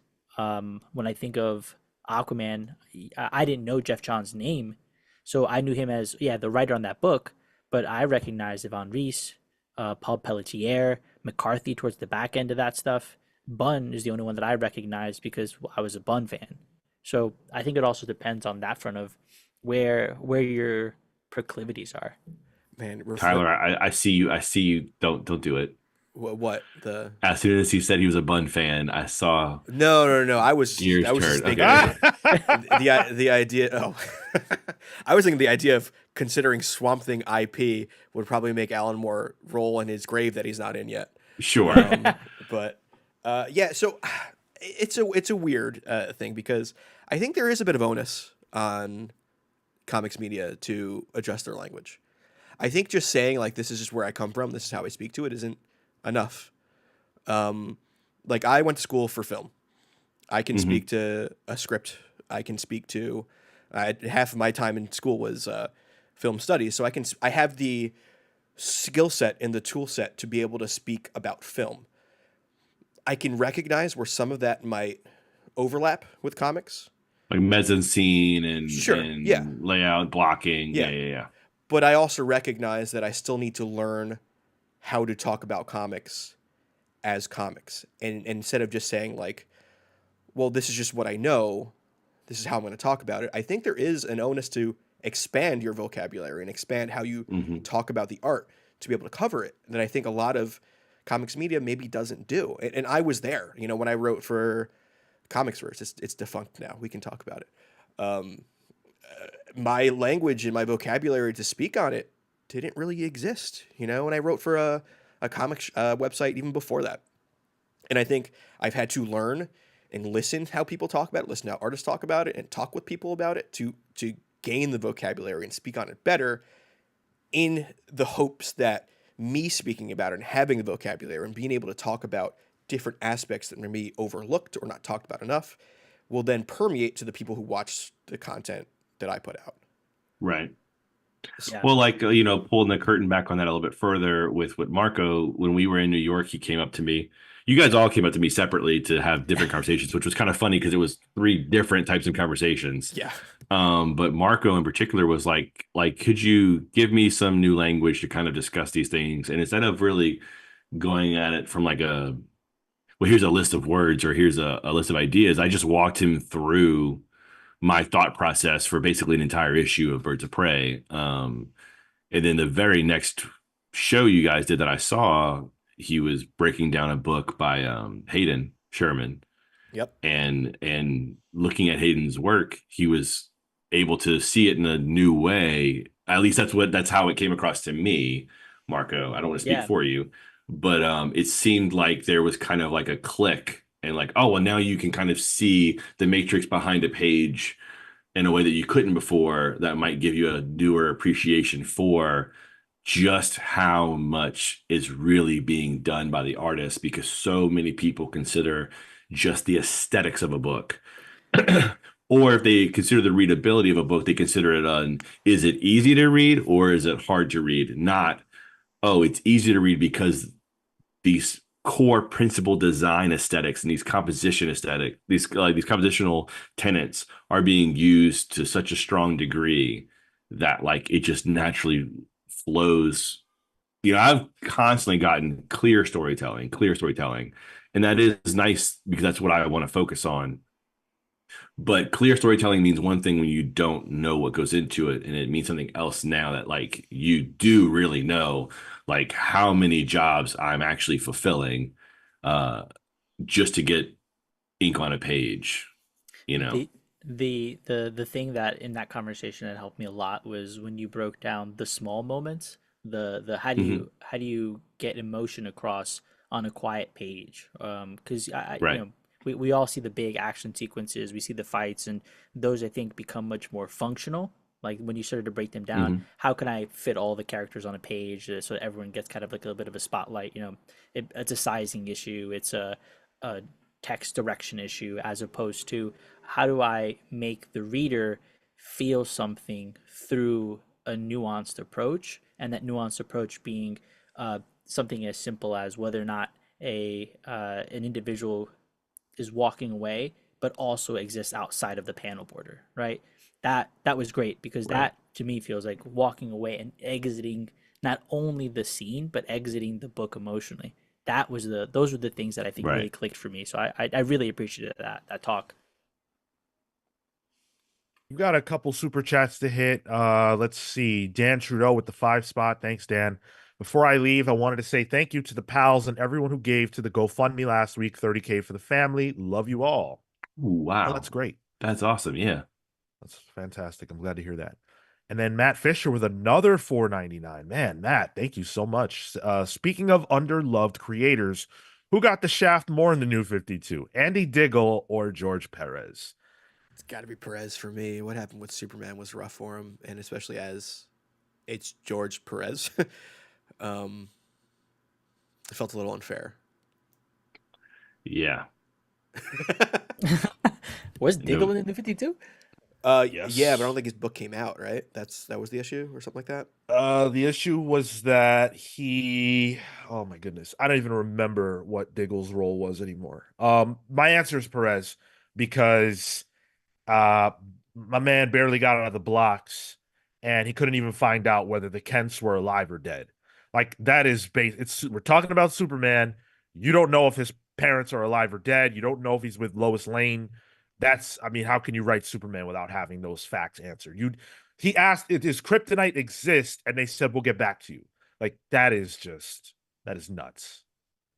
It's Well, and absolutely crazy. I will like get on my artist soapbox a little bit with some of the comments I've seen throughout the thing. Earlier, I think it was Dan and someone else. They were talking about art in comics. There's this weird.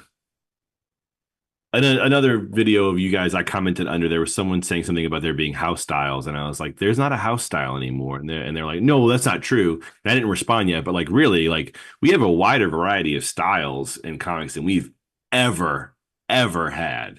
You can have superhero books drawn by people who normally would be drawing YA teen books on shelves because it is a teen superhero, so they get to look like a teen book as opposed to the 80s even, and you're having New Teen Titans drawn by George Perez to be a classic superhero book. And there's no direction given to me about like style ever. It's just we hired you because we cast you for it. We think you're a good fit. Go. So the house style thing's gone. But someone was saying that art has gotten, like comparing it to the old days in terms of quality of art for rates, like Jack Kirby was cranking out pages, and Jack Kirby's a master, but Jack Kirby wasn't also making art as detailed as it is expected to be now. And my take on that is it is kind of like, I think of it like fidelity of TVs, right? We were making comics in standard def before. So your backgrounds, your buildings, whatever, could just be rectangles with a couple of dots on it for windows, and you could move the hell on. You cannot do that now. Some people get away with it if their style kind of suits it, but they're few and far between. And you have to be very smart, or maybe I'm putting it on myself to do it. I don't know. But I feel like if you're not turning in quality work in terms of the backgrounds or the structure of things, you're going to get called on it like crazy. And I have people who then look at my work as like, well, there's less lines on it, so it's simpler, it's not as good. And that's not true, but there is a thing to be said for like, but I'm having to really consider backgrounds. All of us are in perspective in a way that wasn't for decades and decades and decades. And it's not just Kirby, it's anybody. Like if you go back and read Silver Age comics, which I love, Gil Kane, amazing Spider-Man figures. Look at the buildings. They're very, very simple. The windows are basically like plastered on. There's really not much detail going on. Nice. That's awesome. That's really cool. But yeah, we're making comics in high def now. So aesthetically and stylistically, you might have simpler styles, more cartooned styles, and in some inking styles are definitely simpler since they're not being done with brushes. But you're getting comics still being made in high def, and that is a different beast than it was otherwise. And quite literally too, a digital, because you could zoom in. Right? Yeah. Resized layers, like people think in layers nowadays, right? Like it's not even this needs to go into the foreground. It's just press a few buttons and be able to push up and down and scale appropriately or accordingly. And to the style piece, the DC style guide came out in like literally in like 80s 82 maybe, right? And you abide by that, whereas now you don't have to fit those molds because I think there's more of an expectation from readers as well, as readers have matured over the course of the growth of the industry or the changing in aesthetics of the industry, that as long as the book fits what is perceived to be the tone or mood of the story, then that's the right creator, that's the right artist, that's the right aesthetic for the book. Jack went to DC in the early 70s, and they were literally redrawing his freaking Superman faces in the ink stage to be more like Kurt Swan or Wayne Boring. So they're, like that does not happen now. My Superman doesn't need to be exactly like someone else's Superman. It clearly is defined as it's still Superman. So there's like the house style thing. Like there's only a house style in the sense that maybe more artists that draw a certain way are getting hired, and they draw that way because that's the way that they like to draw, because they all have the same influences. But that's as close as we're getting to a house style, period. There's no mandate period at all. It just is what it is, right? Like popular artists might kind of draw in a similar way. Like we were having a conversation a few weeks ago about like Dan Mora having a lot of Jim Lee influence, and there was someone, I can't remember who, was kind of pushing back on that. And I was like, no, no, if you know like what Jim really does beyond just scratchy inks, like there's a lot of Jim in Dan's work. Dan and I haven't talked about it, but I mean it's just evident. Um, and you're still seeing a lot of people influenced by Jim because you know a lot of the people in the industry now were kids when Jim was doing X-Men, or even I mean at a point now where some of them were kids maybe when Hush was coming out, right? Because I mean that was 20 years ago. So you are seeing some of that, and you definitely like Eminem influenced the class of people who came in and who are doing work who kind of draw similar to him or similar to his most popular style. I know because Eminem's a chameleon. You know, and then like Somni, uh, Tom Riley, me. There's so many of us who love Toth and draw or take it in. Adam Hughes has a lot of Toth influence, but if you don't know how to look for it, you don't see it per se. Um, you know, RIP, gone way, way too soon. JP Leone, huge Toth influence on him. And he's likewise, like I'm influenced by Toth, and I'm also influenced by several other artists who are also influenced by Toth because he is like the progenitor, right? He's like the NFL coaching tree. Like he's the guy. He's Paul Brown. He started this shit. Um, so there's kind of a sense of like there's style families, but there's no house style, you know. I think of the Jed McKay's Moon Knight run more recently. Like Capuccio is on that, but that's not looking like any other Marvel book. But when they get like Sabatini on the book, similar The to Italians, Capuccio, a lot of the Italians do this, a lot of the same stuff. Like they're almost all digital, sure, and they're almost all kind of approaching it the same way. They have differences in their styles and they draw differently, but they kind of come from it from the same angle. yeah, I love Daniele Di Nicolo. I love him. But like he draws Power Rangers in a similar fashion to, or he drew Power Rangers in a similar fashion to several other Italian, like, you know, they kind of have the same approach.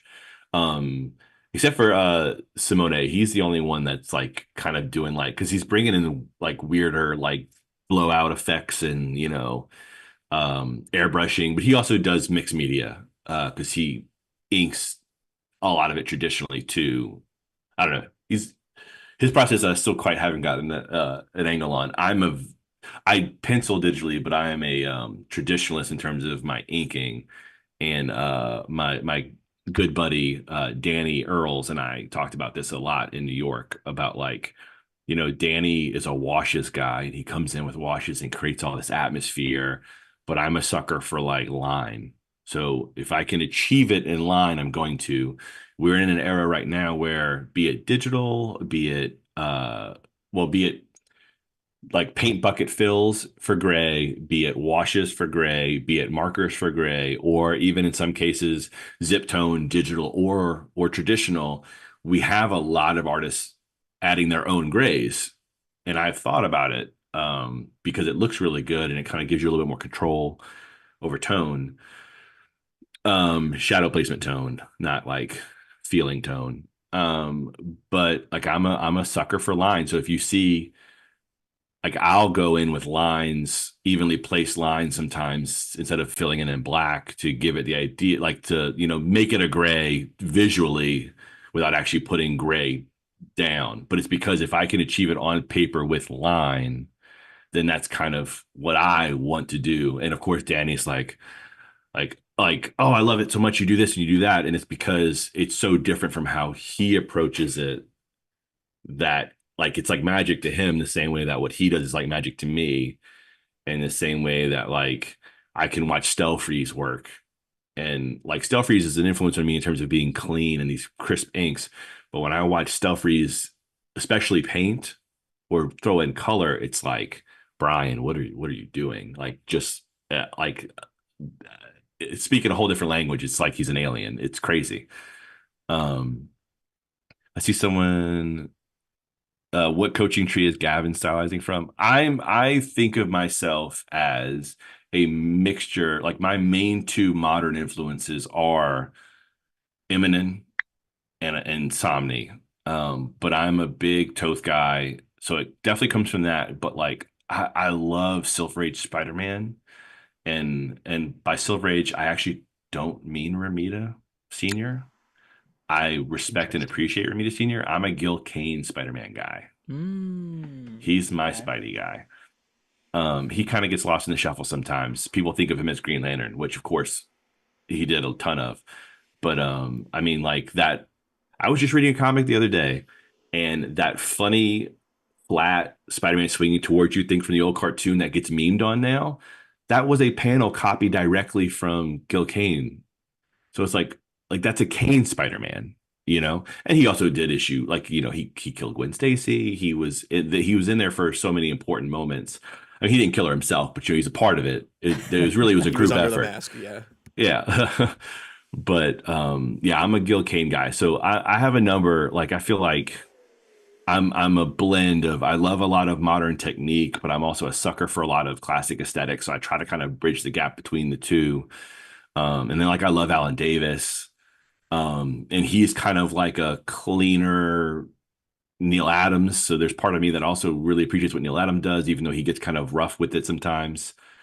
And then, from Alan Davis, you go straight to like Brian Hitch does a lot of, he's kind of like baby Alan Davis, who is kind of like baby Neil Adams.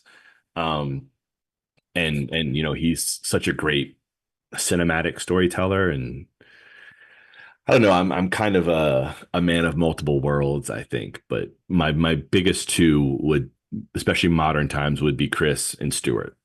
It also helps that they're both very nice people. That always helps. Yes. Matt Fisher with the $4.99 again. Last question before work. What are you most enthused for? Marvel Meow or Marvel Mutts? Gotta be the meow, right? I mean, most of us are cat owners. Mutts for me. Well, Listen, I'm a mutt. damn. I don't know what we're talking about, but I'm a mutt. I mean, yeah, meow. Speaking for Tyler, meow. It's okay to be wrong. It's okay.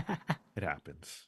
Let's see. It seems like there is a Marvel house style when artists move from DC to Marvel. Their art doesn't stand out to me like at DC. That's from Planet 628. Again, I think that's more just casting. They just maybe are casting more of the same people who are drawing a certain way. I was never, I haven't done as much at Marvel, but every time they've hired me, they've hired me for me. They haven't really tried to get me to do anything any different kind of way. But I will say too, there is a thing that, and I don't think I'm alone in this, I'm going to not draw every book the same way. So maybe there's a thing of like, I would argue Marvel has more of a cohesive world. So maybe I would draw more Marvel books in a similar way. Like I probably would draw a Daredevil a similar way that I would draw Spider-Man, but I would not draw Batman or Superman the same way. Does that make any sense? Yeah. I would. Yeah. And an X-Men book for me would probably look very similar to a Spider-Man or a Daredevil book for me, but a Green Lantern book for me would not look anything like a Batman book for me. I think If that makes any sense. people using the phrase house style, it's just a language issue. What they mean is what you're talking about. I think people mean like, hey, I see that, a lot of artists have a style that reminds me of Stuart Immonen.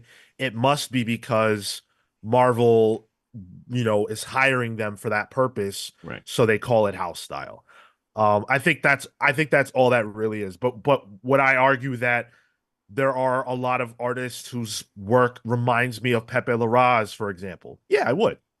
But I don't think they're being asked to do that. But I do think that there is a reason why Pepe Larraz and RB Silva were cast together to do Hoxpox. And they have a ton of Eminem influence. Exactly. Yeah. Same cloth, right?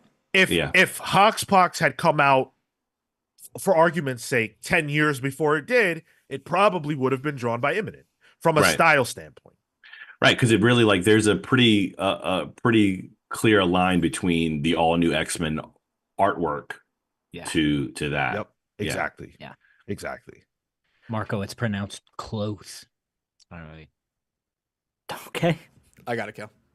Yeah, thanks. All right. We're gonna move things along. We've got plenty more show to do. Gavin is gonna hang out with us, right? You're in for the Yeah, long haul. I'm good. I mean, my wife hasn't complained yet, so we're good. Well, Yeah. well, there's gonna be complaining and arguing here a little bit later when we get into the Marvel and DC Mount Rushmore of artists.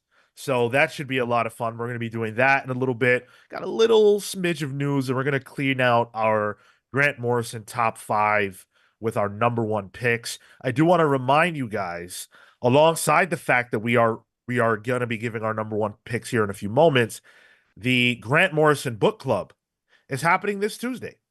We're going to be talking about Grant Morrison's Batman run, with Adam Kubert and with Tony Daniel and with who was on the Black Glove? What tremendous artist was that? And Sean forgetting about gloves already. Oh, that Jeez. was wasn't that Williams? Jock? No. I want to say it was Williams, right? I JH. think it was Williams. I want to say because I think that might have been who that was. It's a brilliant book visually. So we're gonna be talking about that on Tuesday at 6 p.m. Eastern. Make sure you guys show up for that. If you haven't started your reread yet, you better hurry up because that's a big boy. Bro, I got a cafe near me calling my name after the show. There you go. There you go.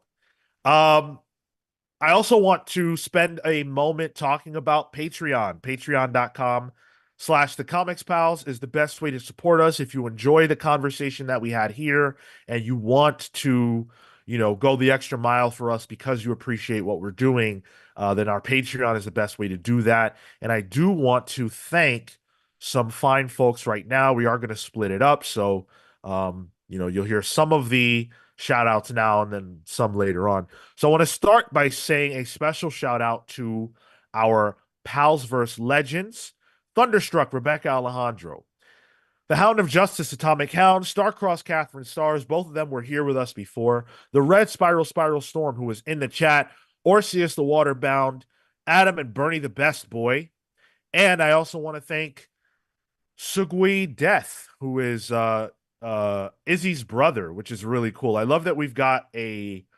brother duo listening to the show now. It's a family affair. Not according to BJ Kicks, though. He can't listen to this podcast with his headphones off. Headphones, yep. Yeah. And I also want to thank the Night Stalker, Harris Dajinski, Brian Demolisher Del Pozo, Kefis the Incorruptible, Momentum Mike Elliott, Dan the Truth Trudeau, Jalen the Sanguine Sorcerer, Marley Manastorm, Slow Flow Dameron, Christian Uncaged, Always Laughing, The Spear of Justice, Izzy Spears, The Great Destroyer, Hyper Viper 89, Robert Runback, Cashaback, Pete the Dreamweaver Collins, Matthew Malice Price, and James Just Jamming Jones. Thank you all so much.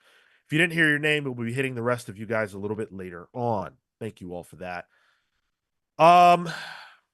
Let's get into our Grant Morrison top 5 number 1 picks. Let's get into that. Gavin, obviously you have read, I'm sure, many Grant Morrison comics. A number. Yeah. Do you have if not a top 5, I'm sure you don't have that on the spot, but do you have like a favorite Grant book that you could speak to? I love All-Star Superman. I remember being a teenager and We Three like kind of breaking my brain a little bit. The new X-Men stuff is sort of tougher for me to get into because if you go back and look at it, we all think of it as Frank, but there's a ton of fill-ins in rotation, and one of the main ones is He Who Shall Not Be Named, and I've just never been a fan of their work. Just like the same texture on everything, weird figures, weird faces. Plus, New X-Men was built to be a weird book. But I'd have to put up the DC work, Batman, Superman. I love it. I also, you know what? I'll include Super Gods in there because that audiobook I've listened to more than once. It's fantastic, especially because they narrate it themselves. And you get the Scottish brogue telling you everything. And it's looking at the history of comics, but also like intersecting it with the it's a very, very interesting listen or read either way. But yeah, I'd probably put All Star Superman at my number one. Okay. I think you're the only one of the five. Well, we haven't gone through our number ones, but I think All Star Superman has been accounted for a lot of people here already. Yeah. Not even on my list because I haven't read it Me yet. neither. I think it I know. was- I have 2 copies of it too. it was I mean, my I number was four. I was reading it live because I mean that the All Star line was a promise of like, oh boy, this is exciting. All Star Batman and Robin. You know, we ostensibly All Star Wonder Woman eventually, and like that was such an exciting initiative that was starting. And then basically it panned out to just kind of be All Star Superman. And that one happens to be quite the home run. It's very good. I mean, it's my number one. I don't hate it. I'm shocked. I'm It's shocked fine, that you like haven't read Marco it. would say. Yeah. I'm stunned. I mean, Well- it's like telling people I haven't watched Breaking Bad. At this point, it's a Big personal oof. meme. Like, maybe I shouldn't read it just to get people's reactions. I don't know. My wife actually, I picked up that's the compact comic that I picked up that I saw on shelf and I grabbed right away because I was like, $10, let's go. I own it probably 4 different ways. And it was for her, like she kind of has it on her to be read pile now. You got to get in there. Come on. It's good stuff. 12 issues. You don't host a podcast about TV shows. I mean, you don't know that. It could just be a really poor podcast that nobody's listening to. Fair enough. A really bad TV dramas podcast with a small audience. Yeah. I understand. We just cover Survivor and Days of Our Lives exclusively. There you go. Want me to just knock mine out, Sean? Now that I'm Please talking. do. My number one is Doom Patrol. Morrison's Doom Patrol. I got to it late. I mean, obviously, but I only read it probably within the last 6-7 years for the first time, and it just blew my mind. Doom Patrol is always one of those like groups of characters that's like, all right, this is just like early DC stuff that I don't care about. You know, it's like, oh, these are the guys that maybe influenced the original X-Men, you know, but they've been lost, they've been overshadowed by X-Men and kind of been at the wayside since then. And I just thought, all right, weird DC characters, good for trivia, and that's it.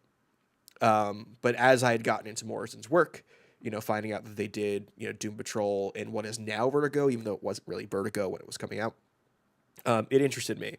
And once I finally got to it, holy hell, it's so good. Marco talked about it last week, but Mr. Nobody and the whole the Dada influence in that, it's like I went to school for art too, and like talking about electives, I had to take like art history classes in college, and honestly, I love Dada, and I never thought that would be in comics. Like it felt like the highbrow mixing with lowbrow, but it's like the lowbrow highbrow that he's tackling. It was just like, oh man, I didn't know that they could do this in comics, and it blew my mind. And then it made me like a fan of these characters, you know, forever now. So anytime I see, you know, Robot Man show up in something, I pop. And then to have like people influenced by Morrison, like Gerard Way, take over that and continue that sort of thing. It's just great, and I'm happy that there was even a show that tackled the stuff, which is wild. That had like 4 seasons or something like that. So Doom Patrol, I always, when I think of Grant Morrison, like the first thing I think is the painting from that arc. I even have a shirt. Through. Yeah, I even have a shirt about it. And yeah, I love it. So Doom Patrol easily number 1 for me. For me, it's also All-Star Superman. And for me, that book has evolved over the past, I want to say, 10 years since I've read it. Whatever amount of time since I first started it. I initially didn't understand it. I could appreciate the elements that Grant was including for some of what I had an understanding for around Superman. But some of the other pieces were still, that felt obtuse. And for me, Frank Quietly was really getting me through the majority of that. Loved the his style and loved the way that he represented the characters. I thought it was a little quirky, and so I really appreciated that element of it. But after the second read, things started to click more. I was a more mature reader. I had a better understanding of some of these individual characters, the cameos, the villains, the heroes, the people that come through starts to really meld as you get more familiarity. And by the third read, I love the book. And for me, what I appreciated about it was I had to read it that many times. I had to evolve myself in order to gain a larger appreciation for it, which means that on the fourth read, it's going to be that much more, maybe even more so than it was the third read, something that I can dive into. So for me, the reason it's number one is because I've myself have evolved with that book, and I really appreciate that it's kept up with me as I've changed as a reader. Right. Unlike the central concept being, about him doing these things while he has the time to do it. As you age, that becomes so much more of an important narrative stroke. Because the mortality of it all, Yeah. I think hits a little bit harder when you get older too. So it is a thing that, like, as you grow, that book kind of changes shape a little bit for you. It's just that good, Tyler. So good. I'll get to it. I'll get to it. My number one is Flex Mentallo. Is that signed? Hell yeah. Yeah, baby. By Grant? Yeah, baby. Yeah. Benefits Nice. of being in The the only UK. time. Grant and Frank. No, just Grant. Oh, Tragically. Just Didn't Grant. Frank? No. Yeah, Oh, no, I thought it- Frank. Talking well, about sorry. signatures. Yeah. The signature. Yeah. It's Oh, Grant. I didn't see it was signed. Okay, I see. Yeah. On the Yeah. cover. Sick. And Grant, come on. Why? Why did you do that to me? It's been years. Why? The only book I've ever gotten signed where I could not meet the author. I gave it to a friend and I said, I can't go to this. I can't meet Grant Morrison. I simply can't do it. I think now maybe I could, but at the time no, I couldn't do it. I couldn't do it. You would just shatter into a million pieces. That's it. It would be Right. meeting God. And I can't. Flex Mentallo is a book about loving comic books. And it's a celebration of basically everything Grant did in the Invisibles and Doom Patrol and putting themselves into a comic book. And it's been a long time since I read it, so I know I'm gonna miss a lot of the finesse and nuance in the book, but ultimately Flex is a superhero who, when he flexes his muscles, he alters reality. And I love that. I just love that.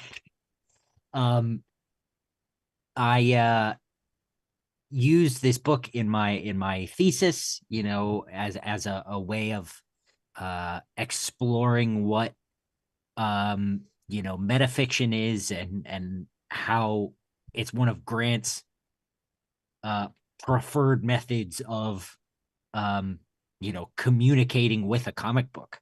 I think Flex Mentallo is it's one of the books that when you read it at first, it's difficult. But when you get to the end of it, it's like, oh yeah, dude, this is what comics is.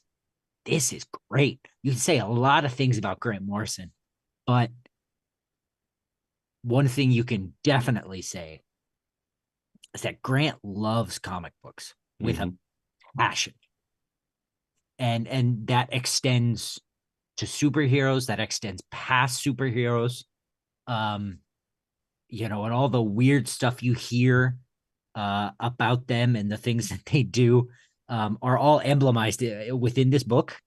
And it's all it's love, pure and unfiltered. Still got to read that. I still Yeah. haven't read that. It's a Yeah. quick read. It's not that long. Yeah, you can get in it. It's 4 issues. Yeah. Exactly. Yeah. Nice. My answer is probably not a surprise to anybody. It is the subject of our book club on Tuesday. It is Batman. Basically, you could just take the first omnibus of Morrison's Batman run. That is my favorite run of all time in comics. I think that, man, I've been rereading it for the book club, and I feel 17 again. I'm reading it with that same wonder, that same excitement, but then I also have the knowledge of what comes, and I have, a different way of looking at comics, and I'm more established in my understanding of comics. And it's like, how is it that I'm learning more still from this run that I thought I dissected and analyzed to death over 10 years? How is there still more? There's always more because it's Grant Morrison. And Grant managed to inject that more into not just the text, but also the art. I don't want to talk too much about some of the stuff because we're going to get into it in the book club. But the fact that you read Batman and Son and you look at what Kubert was doing, and if you really pay attention, there is so much baked into the art itself that helps to tell the story. It's a synergy that I feel like the comics medium is supposed to be based on, but it's so rare anymore to find that intricate storytelling in just everywhere. All over the script, all over the art, all over the backgrounds. It's a work that I don't know that I've ever seen anything this intricate before or since, and it's coming in Batman. And that's what does it so much for me too, is that it's taking a character who everybody thinks they understand. Whether you started reading Batman with 66 all the way to, whenever Morrison got going, you think you know Batman. And Morrison says, "No, I know Batman. And I'm going to show you that every single aspect of Batman's history all fits together and it all makes sense. And if you don't believe me, just watch, because it's magic on every page, every panel. It's the best I've ever read before. I would encourage anybody to go out and read this run. Hopefully you will join us for the book club, because you will be mesmerized by the magic tricks that Grant Morrison is able to pull off just on the page. It's brilliance. If you haven't read it, you know what that is? It's a There it double is. red flagger for you. There it is. I can't wait to talk about that book. Yeah, I'm biting my tongue because we have a whole show about it coming up. So Steve Canaris says, I think Grant's greatest quality as a writer is fearlessness. They don't hit all the time, but like a David Lynch or Tarantino, they push the medium forward in so many ways. And yeah, I agree with that. And I think, you read something like Arkham Asylum, and it's like, whoa, this is out there. This is weird. I don't even get this, right? And then you look at Batman proper, and it's like, holy shit, how did you take the weird, quirky sensibilities of Arkham Asylum, but then make them palatable for a modern, regular DC Comics reader, but then go layers underneath to seed things for the people who are the most aware and most paying attention. I love when my focus and attention is rewarded. And that's what that book does so well. It's what all Morrison books do. Yeah, I can't wait to, man, you want to talk about a Glaze session. I can't wait to get into it on Tuesday. we're not doing tricks on it, are we? I might. All right. I might. That's how much I love Grant. That's a big pause, but sure. So BJ needs to have his headphones on. Maybe his blinders on too. Damn. Well, Door shut, lights off. it won't get X-rated. As far as I'm aware, Grant doesn't wear half gloves. But, it's going to be I think historically that's not true. I have think seen I've seen Grant it. in some interesting attire. I've also, so I've heard some interesting things about Grant. So you never know with them. You never know. It's the internet, Tyler. Take a look, man. I'm good. Take a look. I'm good. Nah, I don't have the script. Next topic. Let's go.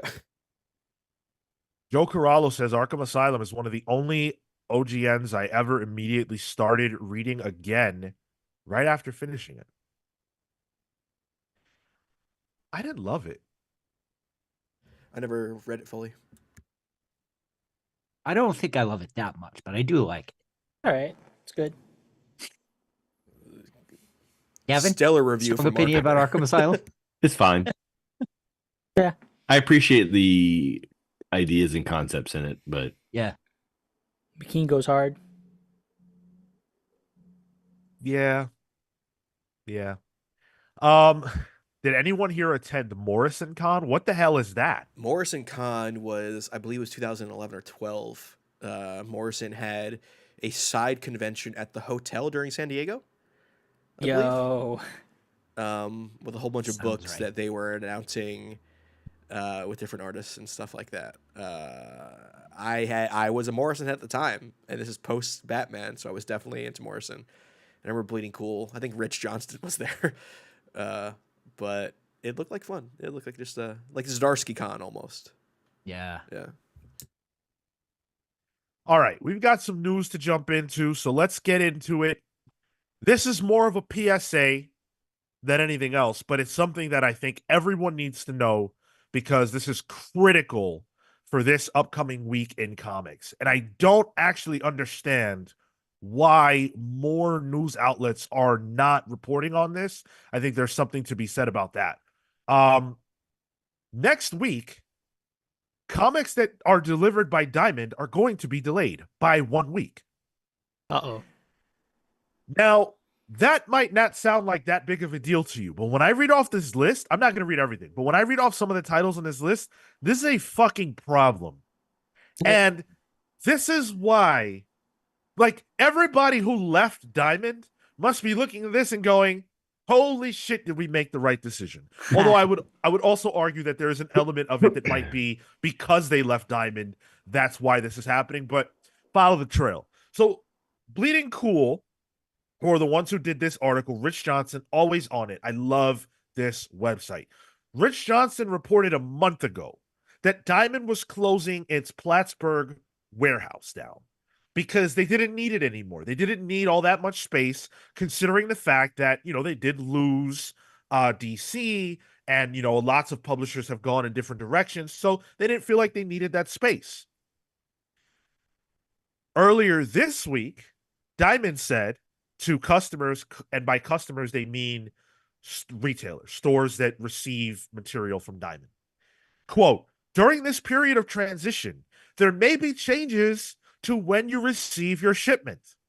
It may take until December for our distribution center freight carriers to fully adjust, especially with potential holiday disruptions.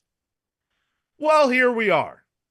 The very same week that they made that announcement, that they slipped in there like a knife, they said this.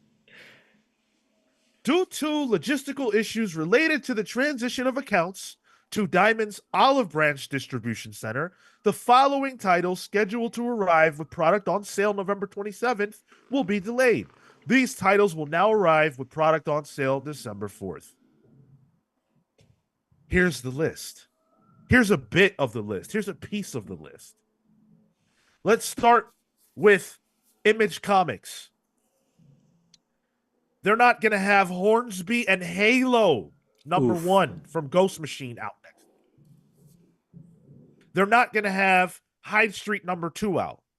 For fans of Spawn, they're not going to have Spawn 359 out. For fans of Void Rivals, they're not going to have Void Rivals 14 out. For context, that represents 2 of our books on the poll this week. Whoa. And one of our main show Pals Pulls reviews. Just from Image. And Spawn. And Spawn. And Spawn, yeah. Like- No, he counted it. He said the 2, but he said one of the 2. Yeah, he counted That was it. going to be my honorable mention for the Monday show. Damn. That's right. But guess what? This extends to Marvel. Marvel Comics. Because you won't be able to buy Amazing Spider-Man #62. That's a massive, massive issue to not get in stores the week they needed it. But you also won't be able to get Iron Man 2. You won't be able to get Spider-Boy #13. What are people going to do without Spider-Boy 13? Bro, without Iron Man 2, dude, the collapse of the comics industry. Uncanny X-Men #6, not coming out next week. What does that mean for the show? Uncanny X-Men is a part of the main show. We're not going to be talking about that next week. Spider-Man's in the poll. It's not going to be out. Oh, you can read it digitally. Oh, I was gonna say that, Tyler. I don't know. I was gonna let him get through his Oh, okay. piss party and then. You guys can say whatever you want. I'm not reviewing those books on the show. Fuck Diamond. He's gonna be on the review, just kind of like, Whoa, guys, did you hear that? I just heard an echo from 10 years ago. I felt it in my soul. Fuck Diamond. Oh, I swear, like I was just possessed by myself from 10 years ago in 2016 when I said those exact words when Diamond was just making a search bar in their online platform or whatever the fuck we talked about that long ago. Hale, do you want a cookie for saying fuck Diamond like everybody else for the last 20 years? Homie, They call him Biscuits where he's from. Fair. the thing is, y'all told me I was wrong. Y'all told me I should be grateful. I think that's Please. also true. Please. Beggars can't be choosers except when you get shit on a plate. This is a big deal. This is a big deal. It's only 1 week. You could say it's only 1 week, but comics is a weekly business. So a 1 week delay represents a lot of problems. Like in the case of Marvel, for example, just as an example, their slates are scheduled out very deliberately and specifically. If this gets pushed back 1 week, meaning it's not in stores, then next week, how many Marvel books are going to be on the stands? It's going to be like 87 Marvel books next week. And when people buy weekly, Yeah. that is a chance for them to be like, whoa, I got sticker shock now, how huge this receipt Yep. looks. I might need to drop something. Right. Sean Stacks fans, take note. These numbers are skewed. My stack is cooked. Dude, 7 and then not even 3 and then 44. Man, I'm going to be About to be spoiling the, Uncanny about to be the X-Men. first show we miss in 8 years. Dude, I buy so many of these fucking comics, man. You know, I was really, really looking forward to being able to sell everybody on Tin Can Society because that book is insanely good. But now I can't because it's not coming out next week physically. Physically. I was looking at that one. 10% of the readership is just laughing. Yes. Laughing. Oh, we got our day. Marco, we're going to be doing a review on Uncanny X-Men next week, right? Yeah. Yeah, okay. All of it. Go ahead. Go ahead. I'm looking forward to Sean's it. I'm excited for that book. Sean's gonna be pouting on this the whole thing. Must No, I be won't. nice. What do I give a fuck? I don't care. Feel free. Are you even going to have a reason to go to the shop? Like, I mean that DC. seriously. Yeah, Oh, DC. Yeah, DC. Oh, Wonder Woman's around. Thank God. I already bought that last week. Oh, looks like you're buying it again this week. Somebody in the chat said DC week. Well, For a Marvel podcast, never. Gavin, you're pretty quiet over there, man. What does this bring to mind for you? Well, I read digitally, so I'm fine. But truth be told, I don't get to read month to month anyway, or week to week anyway, so it's hard for me to really chime in. But I can imagine going to the shop 1 week and having like 30, 40 books in your folder is not necessarily going to be fun for anybody. and also, But yeah, Go ahead. and as far as Diamond's concerned, no comment. I thought you were going to be the one, Gavin. I thought you were going to be the one to come on here and come down to our level and talk that shit. Okay, fuck Diamond. There Fair. you go. To be That's what I fair, want to hear. I was That's- about 20 minutes outside of Olive Branch like a couple weeks ago, so maybe I'm partially to blame, or it's the holiday. Who knows? Conspiracies abound. did you move a rock somewhere and that caused like a butterfly effect? Yeah, I must have. There you go. CW Gordon says Sean trying to tank Gavin's burgeoning career. Let me tell you something. First of all,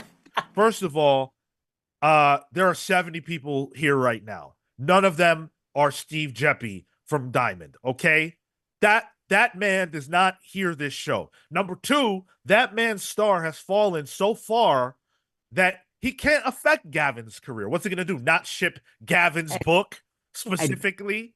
And even if he did, Mr. DC Comics, who is in the chat or was, is gonna get that phone call from Steve Jeppy and go, damn, maybe I should get Gavin a raise.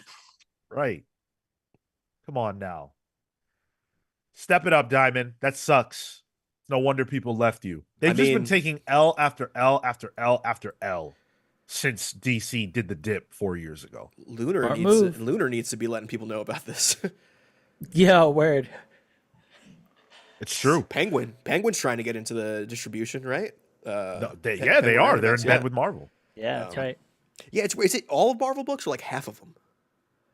Isn't it the trades? For now, I think was like it's a couple part. That it's being delayed a week. Is that all Marvel books that are coming out next week? Because I think there's more. That cannot be. That can't be. How does that work? Like only certain warehouses hold certain issues, from right? Because they also ship through Midtown, right? Because I mean, I get my comps from Midtown for Marvel. Interesting.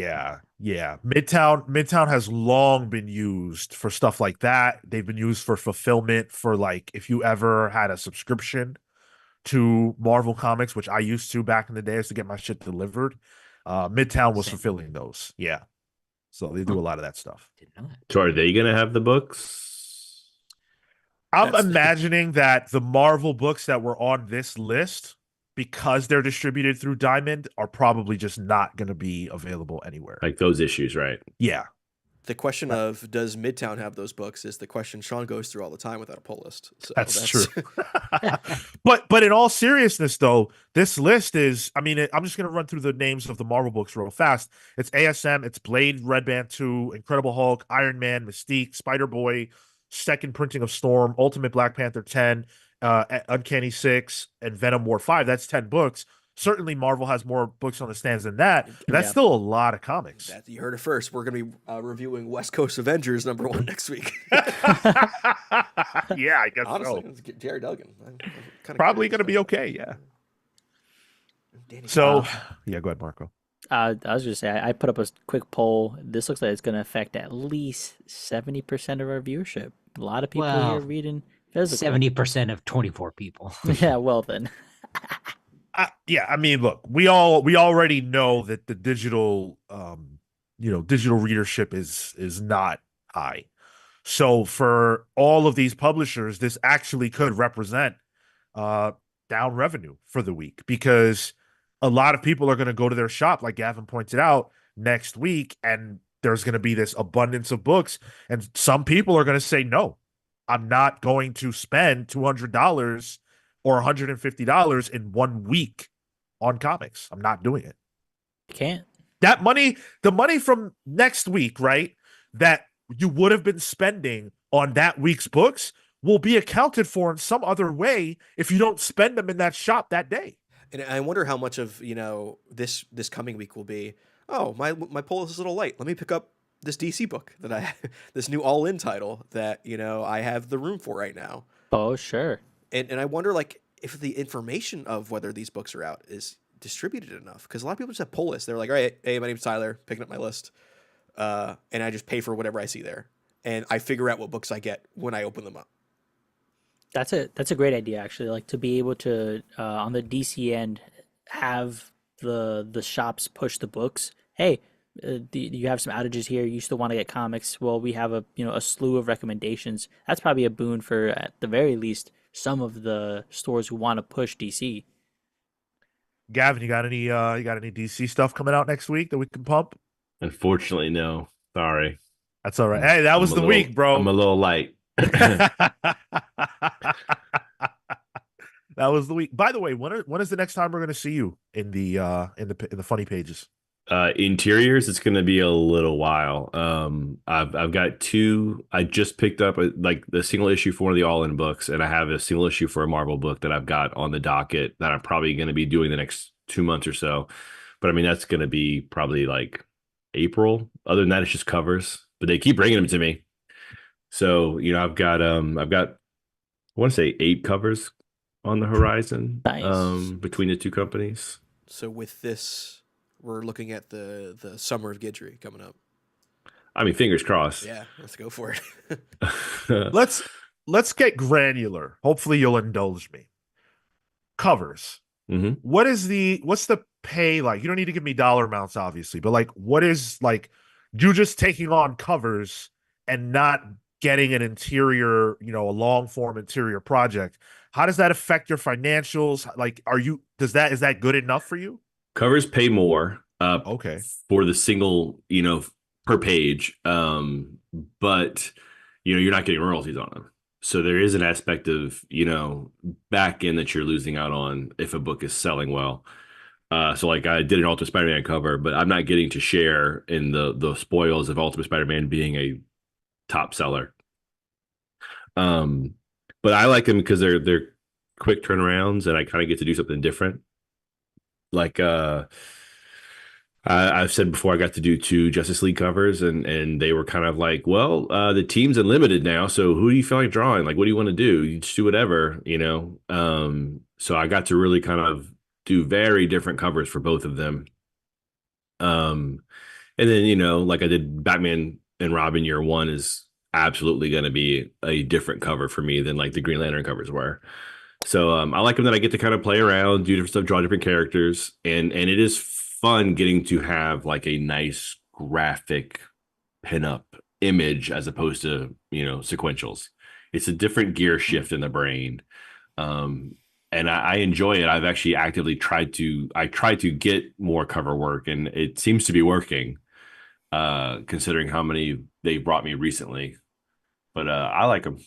Does that help with being able to sell the original too? Oh yeah. Yeah.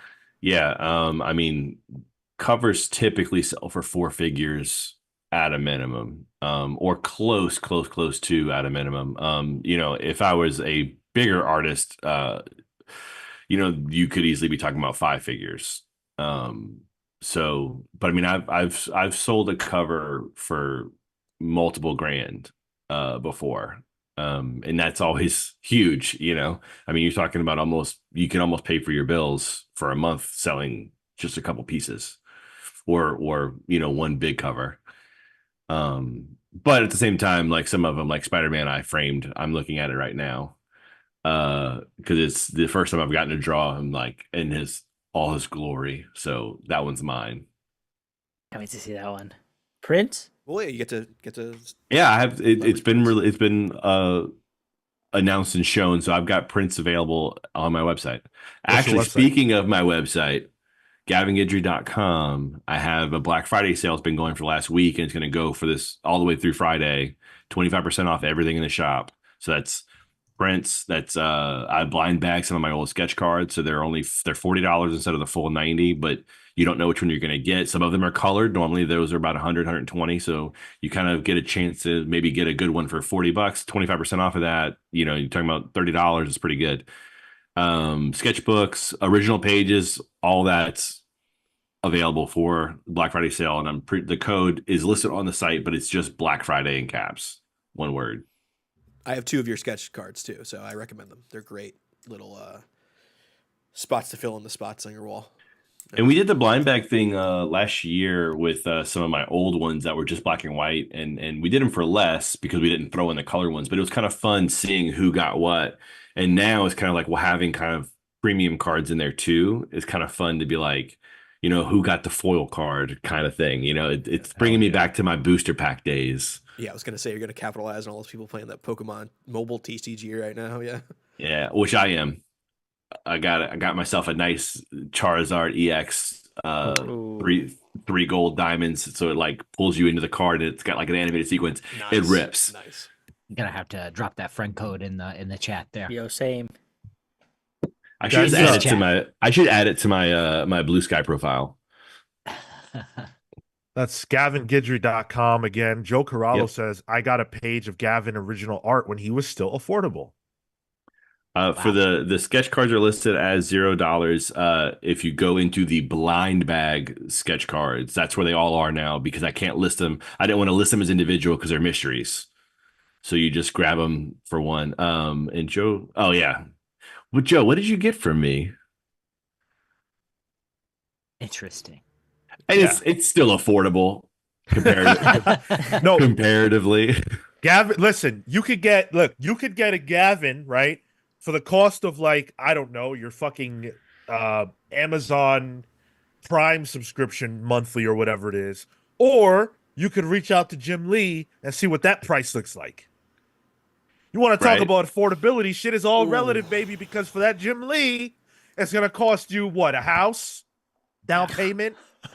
Dude, I grabbed That's what I like about doing the sketch cards, or even like my sketchbooks, is kind of like having a way to get some art for me that's not like a $400 commission or potentially a $3,000 cover, or even like one of my cheaper pages that might be like 150, $200.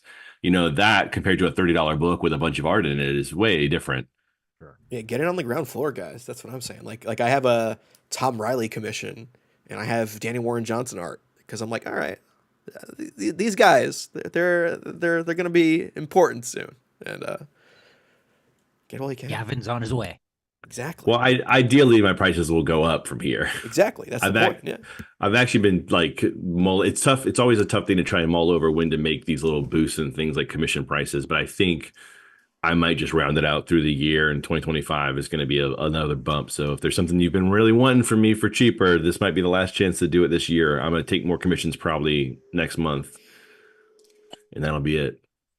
Comic Chic says, I got some Gavin Guidry sketch cards, and my friend bought a page when he came to HalCon a couple weeks ago. Yeah, HalCon was great. It was my first time in Canada, and it was like surreal to watch the election Wednesday at like Tuesday going into Wednesday morning, and then get on a plane to Canada, the country where we all say we're going to flee to. Thankfully, no one really asked me any questions about me being over there. Other than the amount of people who were like, so what do you think? What's going on? And it's like, I don't want to talk about it.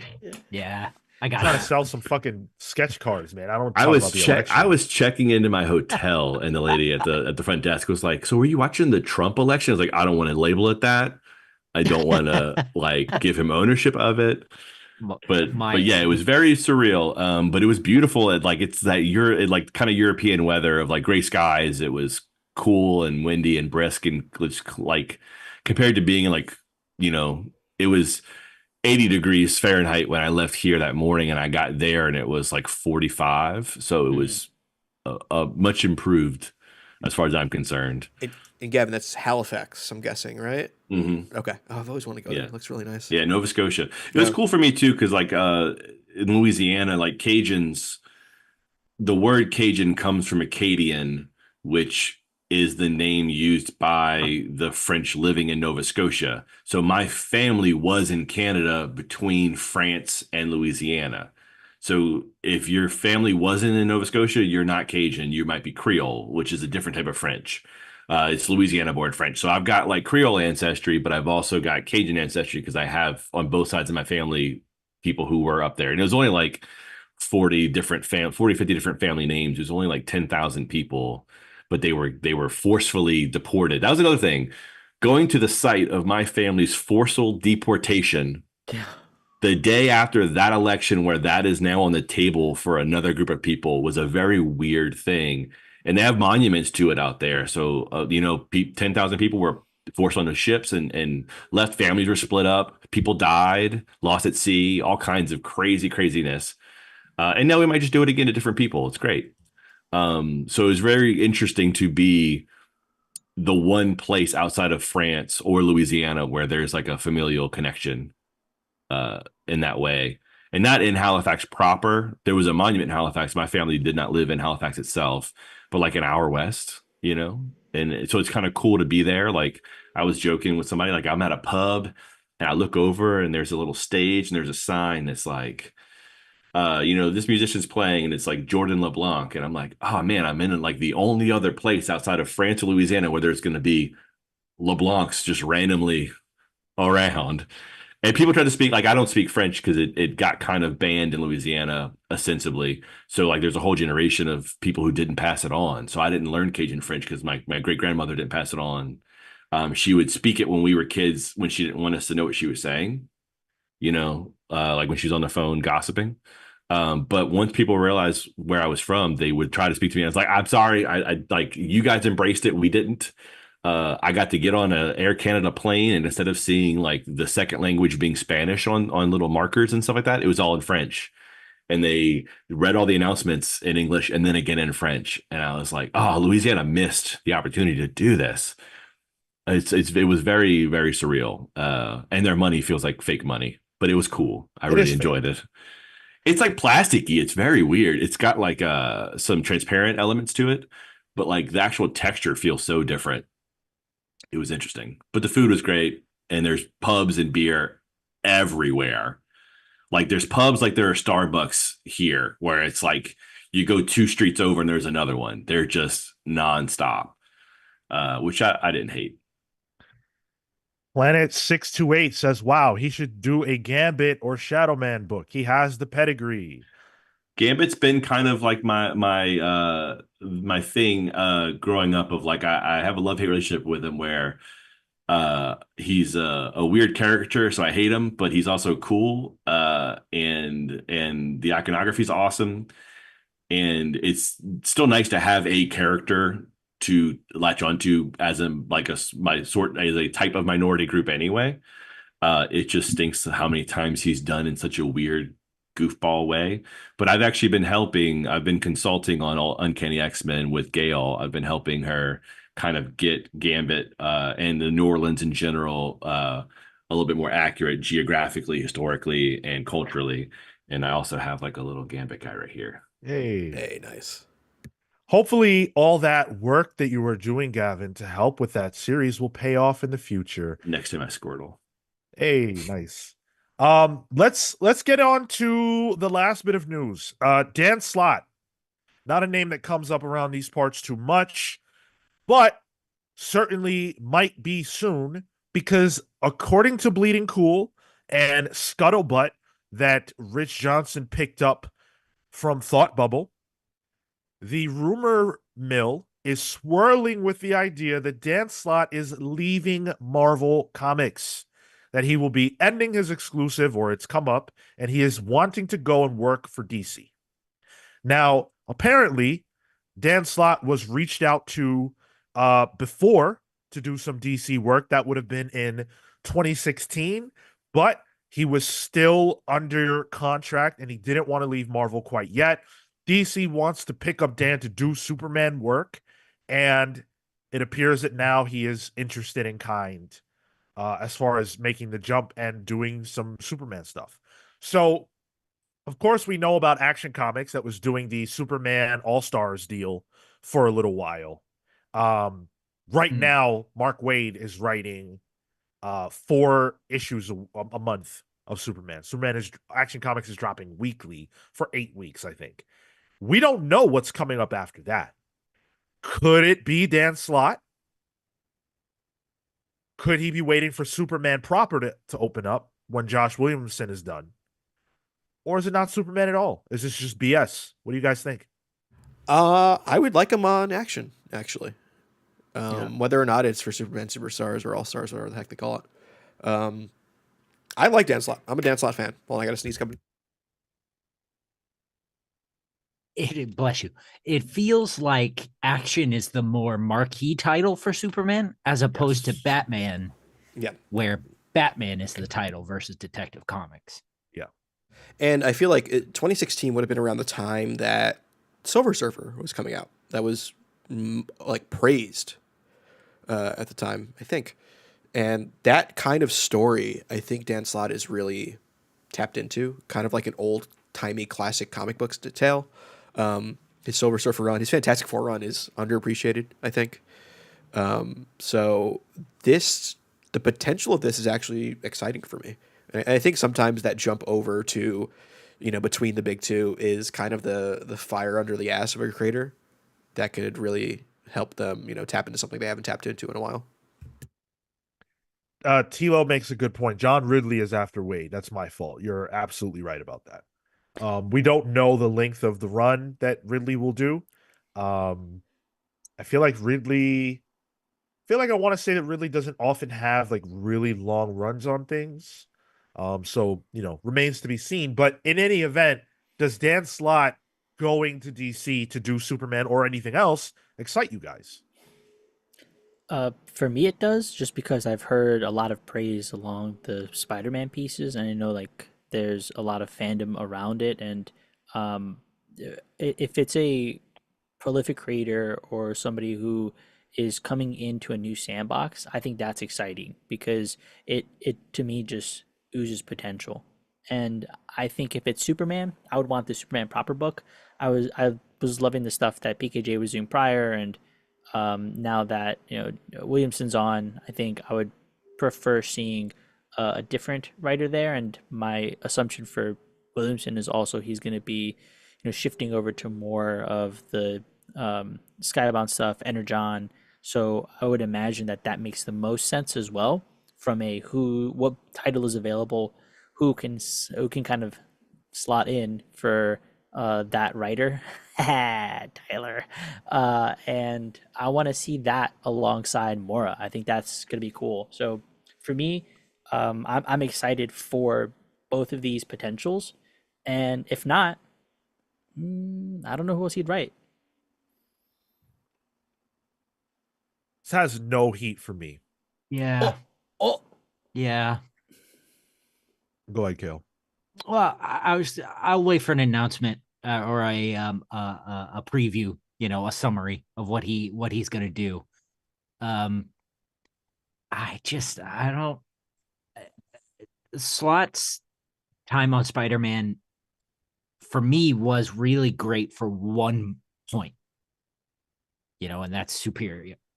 I've read some of his Silver Surfer and I really liked it.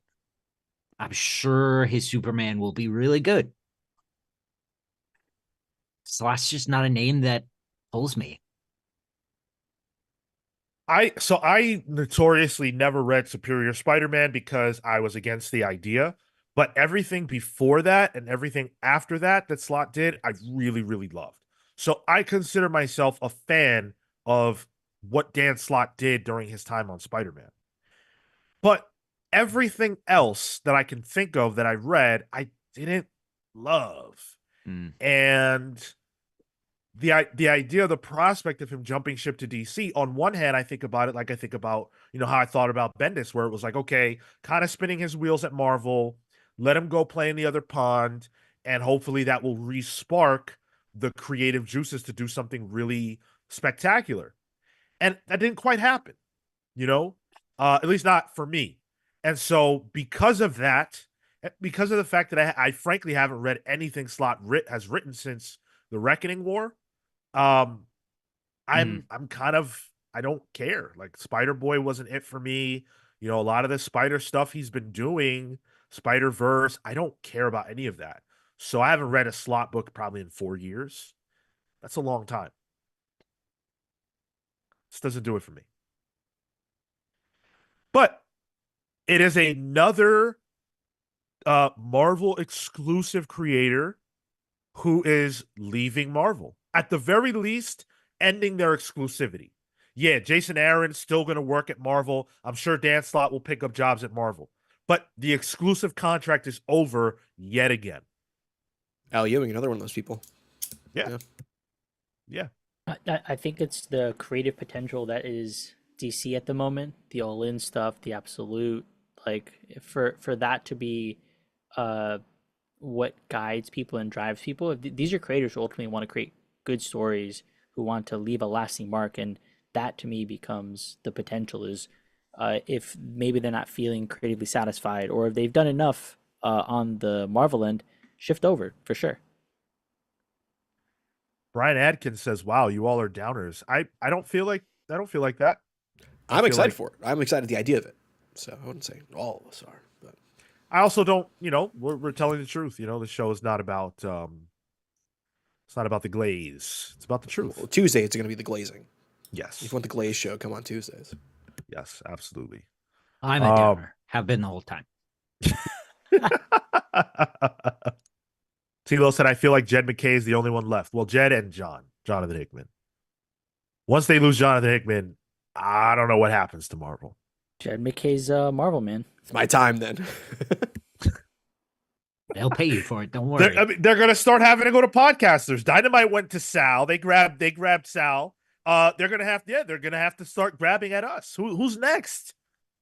Killmonger might get to write Black Panther. You never know. First appearance of T'Child? Key issue alert? New. Get it graded. Oh shit. Okay.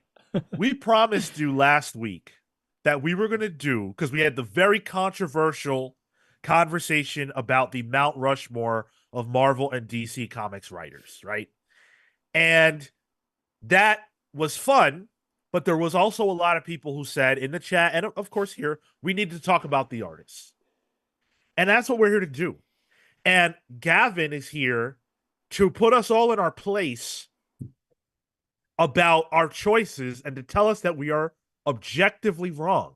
And I am so ready to have that conversation. But before we do, I just need to do a little bit more housekeeping and celebration of our patrons. So real quick, I want to say thank you to Amin Almighty Perez, Paul Powerhouse Smith, Andrew the Galaxian Smith, Neon Knight the Cosmic Avenger, Matthew the Shade Cosmo, BJ Kicks, The Living Blade, Boss Rondier, The Grand Alchemist, Chop Harder Alchemist, John Barrier B, Simon Galeforce, Todd Tremor Butler, Cameron Cavernous Gordon, Doomsday, David Melendez Doria, Cameron Torn Thornton, Steve Swarm Canaris, Brian Rage Redmond, Panda V Panda, Ted, and Max, the Guardian of Oa, who changed their name to Absolute Overthinker. So Damn. thank you all. Thank you all. Absolute Overthinker, your origin is on the way. We will be getting that out to you real soon. Let's talk about our Marvel and DC Mount Rushmore of artists. Let's start with DC. Let's start on the DC side of things. And I'm going to start by saying to you guys that I am probably going to have the worst list in terms of representing what a Mount Rushmore should be. It is very much going to be based more around my personal feelings than anything objective, because I am being blatantly honest. I have less of a connection to artists than I do writers. That is just how it is. So with that out of the way, for me, I'm not going to go as hard arguing about who belongs where. I'm just going to tell you what my list is and shut the fuck up. But with that being said, Gavin, do you want to kick us off on the DC end? Oh man, I'm kind of in a. It is a thing of being torn between like the Rushmore of it all and people who I personally prefer. And I think I'm leaning more toward trying to be true to the idea of not necessarily who was the most popular, but who was the most influential. Who stamped the industry in a way that kind of lasted beyond just their time, right? And then maybe a fourth one who paid for it. Like Kale said last time. I feel like with DC, you have to have Neil Adams on there, strictly because he influenced a whole generation of artists behind him. Man, that's tough. I feel like you'd have to have Kubert on there as well. Just even though your Sergeant Rocks don't necessarily have the sway that a bigger book that he drew, although he was involved on Hawkman for a long time too, and I'm a Hawkman guy. Hell yeah. But yeah, man, that's really tough. Like Kurt Swan, and I mean Kirby has to be there. Well, I don't know, because I feel like I would reserve Kirby for, as much as I love the Fourth World stuff, I think he had to have him reserved for Marvel. It's really complicated. Because it's kind of who would like Jim Lee, should be somewhere, but should he be more at Marvel or at DC? He has made his career more at DC, and of course, I think he affected how Batman was drawn for a while, but when they hit the ground running, and especially when he got to X-Men, people were drawing like Jim Lee, period, point blank, the end. Man, so I'll say Neil Adams for DC.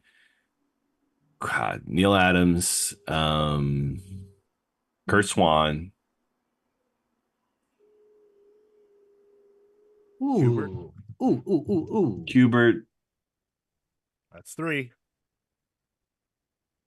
I feel like that's all people kind of in a similar 20-year span. I feel like there should be someone a little bit more modern in there too. Jose, you know what? Jose Luis Garcia Lopez, Yeah, because he's on my list. he literally set the tone for how those characters are viewed. And I mean, I still, when I think of Superman, there's a part of me that is like, I think of that Superman. But also part of me wants to be like, you know what? He might not have done that many comics, but Bruce Timm affected how so many artists draw. Like I like Chris, like Somni, right? He's doing Batman right now. You cannot deny the animated series' influence on that book in particular, and on how Chris draws Batman in total. This is so hard. Why is there only 4? There should be like 7. I know. I need an extra spot for Darwin Cook on my list, but I can't. Like, Oh God. I know. Don't Again, say somebody who that. That's maybe why didn't you do kind of too have to much. break it into eras almost. Yeah. Yeah. But then that also kind of, belies the game a little bit. That's tough. So I think I'd say, God, ultimately Jose, Neil. You have to, I mean, Hubert made a whole fucking school that has taught so many comic book artists. And then, but is Miller more influential as a DC creator? Nah. Then Hubert. Because Miller from Marvel or DC, you know what I mean? DC. Like, DC.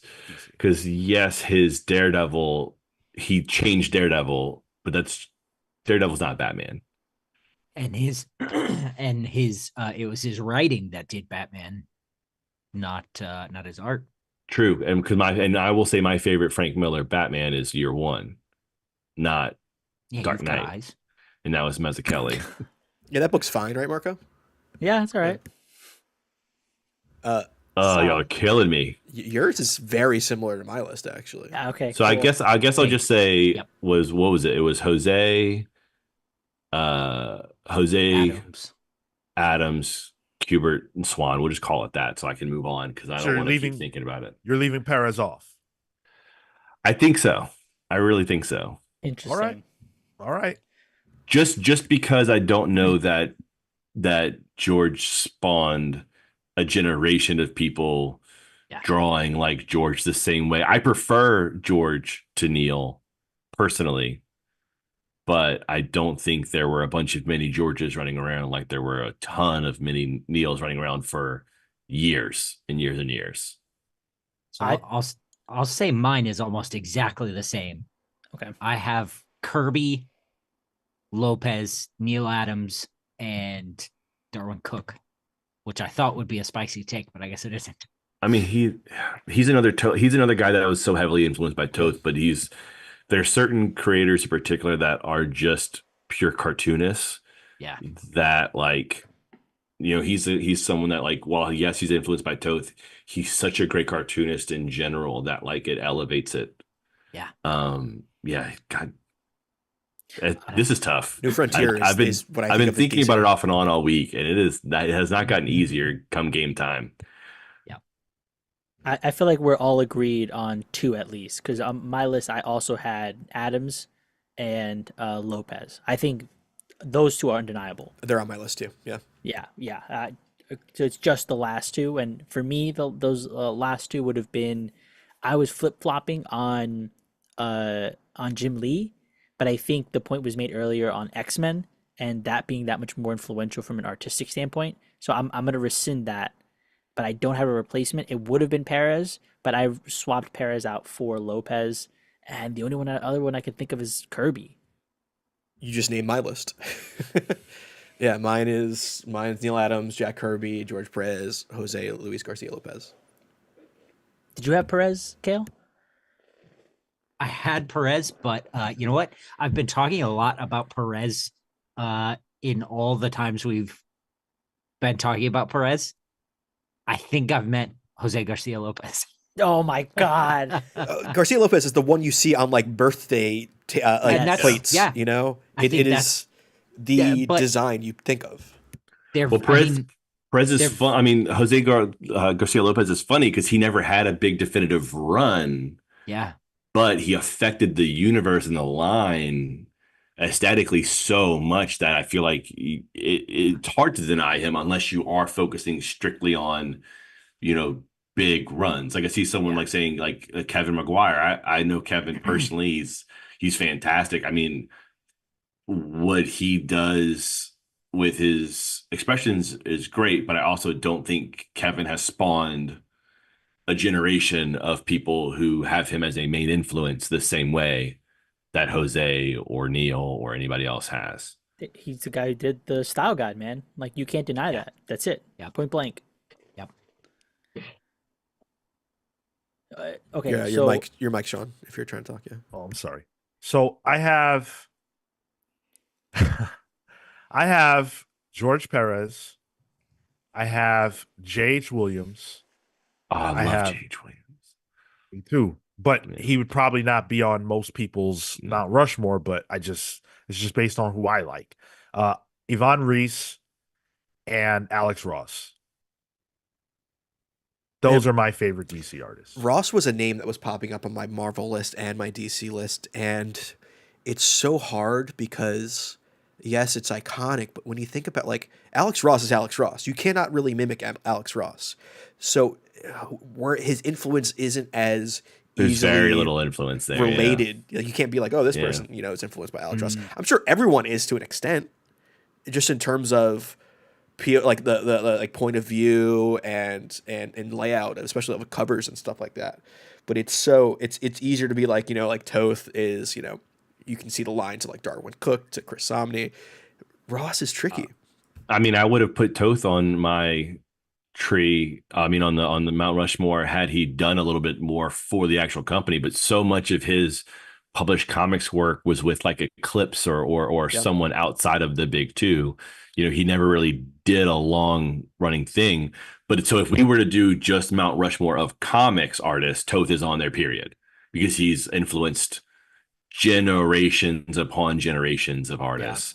But it's hard to say he's on the DC thing because why? Black Canary? But like, it wasn't anything substantial. And it's similar to when we were talking about writers last week. Like, is Alan Moore on my Mount Rushmore for either Marvel or DC? No. But is he on my Mount Rushmore for comics? Probably. I'm seeing a lot of Infantino, and that makes sense. But it's one of those things where it clashes with I don't have enough of that because it's of a generation. It's very kept to the early. I feel like Carmine's influence is honestly probably more felt as an editor. Mm, To me personally, like, was he a fantastic artist? Yes, but I mean, like, he didn't leave much of a legacy behind as the artist on Flash the same way he did when he was running the show. yeah, I feel like it's an artist that came in, did the work, but in terms of lasting influence, like there have been advancements in comics styles. Right. Well, then trying to see like too with certain people about, do they land on Marvel or DC?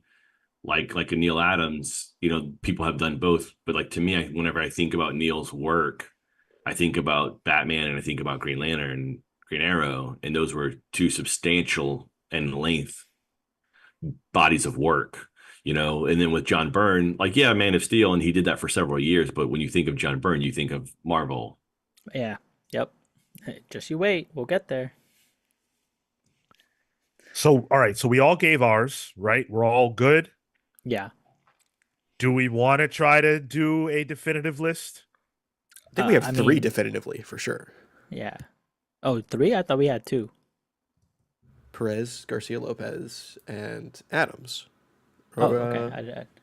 I think that's the most crossover. Sounds right. Okay. Then the last one, do we want to slap that up to Jim Lee? No. That's smart. No, we'll talk about Jim Lee coming, I think. But Yeah. I don't think. Sorry? Don't clip that. Yeah, this Not- it's so tough because it's like I kind of want to do like a tree for like just like I see like Joe talking about Gil Kane, and how much his designs have gone on. Yeah. But it just had to be a thing of like his work might have influenced the look of things, but he didn't necessarily have people who were like trying to draw like Gil at that time. It's so tough because I love his work. I mean, obviously I talked about him earlier with Spider-Man. I love his work. But like Wally Wood is an unsung hero of comics who you know, this is really tough. The reason I have Kirby on my list is because I think Kirby's design aesthetic influenced a lot of what is in core DC. You know, sure, it's in New Gods and stuff like that. I mean, but I think that's both companies infiltrated, really. yeah. I mean, especially now, how many times do you see artists really kind of embracing his weird sci-fi machinery, and like actively doing their like his types of machines, Yep. because it has a thing to it. I posit Jurgens. Cool. All right. I think Jurgens again is one of those guys that's like a good hand in comics and is very important, but not Rushmore. Right, it's tough. Would he have a monument somewhere else in DC or like out in DC? Yes. I mean Washington DC. Would he have a monument somewhere in the country? Yes, but would he be on Mount Rushmore? That's hard to say. There should be a Jurgens monument because I mean, obviously, and honestly, like even to this day, like I saw him drawing at a show not that long ago, and it's like, geez, he's still like he's so good. He has the Ulysses S. Grant tomb in New York of comics. But it's hard to be like, but is it that next big thing? You know, that's tough. Hey, Joe Corallo, don't you work in comics? I feel like I know you. Yeah. I feel like Okay. I was like, I know that name. I didn't realize he was in here until like he said the thing about the art, and I was like, oh, I know Joe. Yeah. That's awesome. Shit, man. We need to get you on here. Okay, so the fourth spot goes to Hubert. Hubert makes a lot of sense. I'm not against Yeah. Hubert either. Yeah. Yeah. Adam, right? Yeah. Gavin. Yeah. You gotta you're the guy. You're the artist guy. You gotta have the final say. I mean, yes, Kubert. I set him up. I nominated him initially. Yes, Kubert's the guy. Boom. Done. Wow, There it that is. was a lot easier for some reason than last week. Dude, It's because the it's Marvel one to me- visual. I think the visual aspect of it makes it easier to visualize in my head as what are archonic images. Whereas Right. like iconic writers in trying to visualize that, it's a little more up for. It's more subjective, I think. Now, see, this Marvel one's going to be tougher Yeah.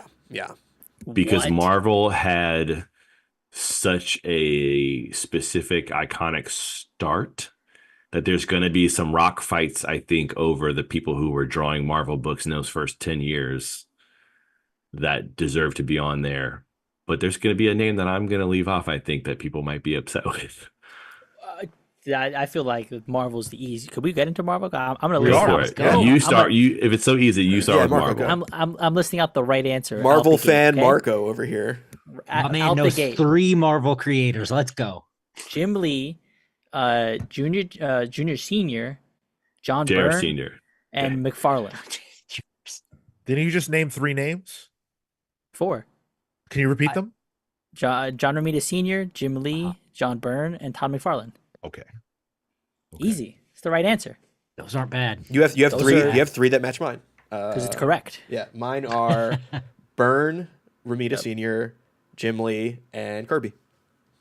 This is where Kirby goes. Kirby built this fucking universe. Yep. Yeah. This is where Kirby goes. There's no. Kirby is the mountain. My controversial take is, I guess, not that controversial now. I would take JR Senior over Ditko.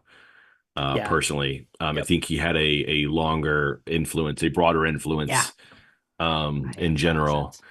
And then Jim Lee. And this is where it gets a little hinkier. So someone else go while I think about who that fourth one would be. That's a tough one. All right. Mine is again, very similar. I've got Kirby, McFarlane, Jim Lee. And my fourth one is Imminent. Next wave influence. Yeah, I get you. I can't do, just because I feel like it would be a homer pick for me to include him, because I have several of his comics right next to me, right here, down here, down here, and then I've got pages all over the wall.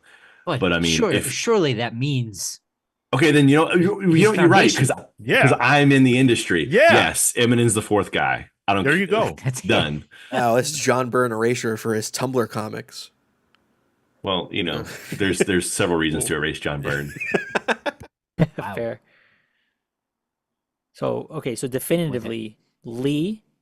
There's John no We haven't heard- definitively. we haven't heard yet. We Sean's haven't yet. even all gone. Yeah. Oh, Yeah, oh my yeah. god. I have Jim Lee. I have Todd McFarlane. I have Steve McNiven, and I have Pepe Larraz. I don't think Larraz has been around long enough yet. Like I said, I'm not positing anybody for a definitive list. This is just me. Oh, but see, Spiral Storm bringing up John Buscema, that's fair. John Agreed. Buscema is the JLGL for Marvel in terms of how to draw the Marvel way, and like John Buscema is so hard to leave off the list. If I'm going to not include Eminem, it's Buscema. And if I take Byrne's name off, it's Buscema as well. Yeah, Yeah. There's a part of me that wanted to slot Sienkiewicz in here somewhere, but I couldn't justify it. We've got Styles pointing Steranko out too. He's on my Mount Rushmore of Comic Con people to check out. But Steranko to me is still niche. Like he influenced Yes. people, yes, Yeah. but he influenced people in a very specific pocket. Agreed. People saying. But yeah, see, like Michael Golden was a guy, McFarlane and Jim Lee, and those guys were looking. That's the thing, that like every generation, there's going to be this. It's like coaching, like we're talking about coaching trees. There's going to be like several names that come up that lead to the next group that then they kind of spawn up. I mean, like you could say one of the most influential artists right now is James Harren, because there's tons of people who are drawing like James Harren. DWJ draws similar to James Harren, but then kind of has done his own thing too, that spawned a whole bunch of people who love the way he draws and draws like him now.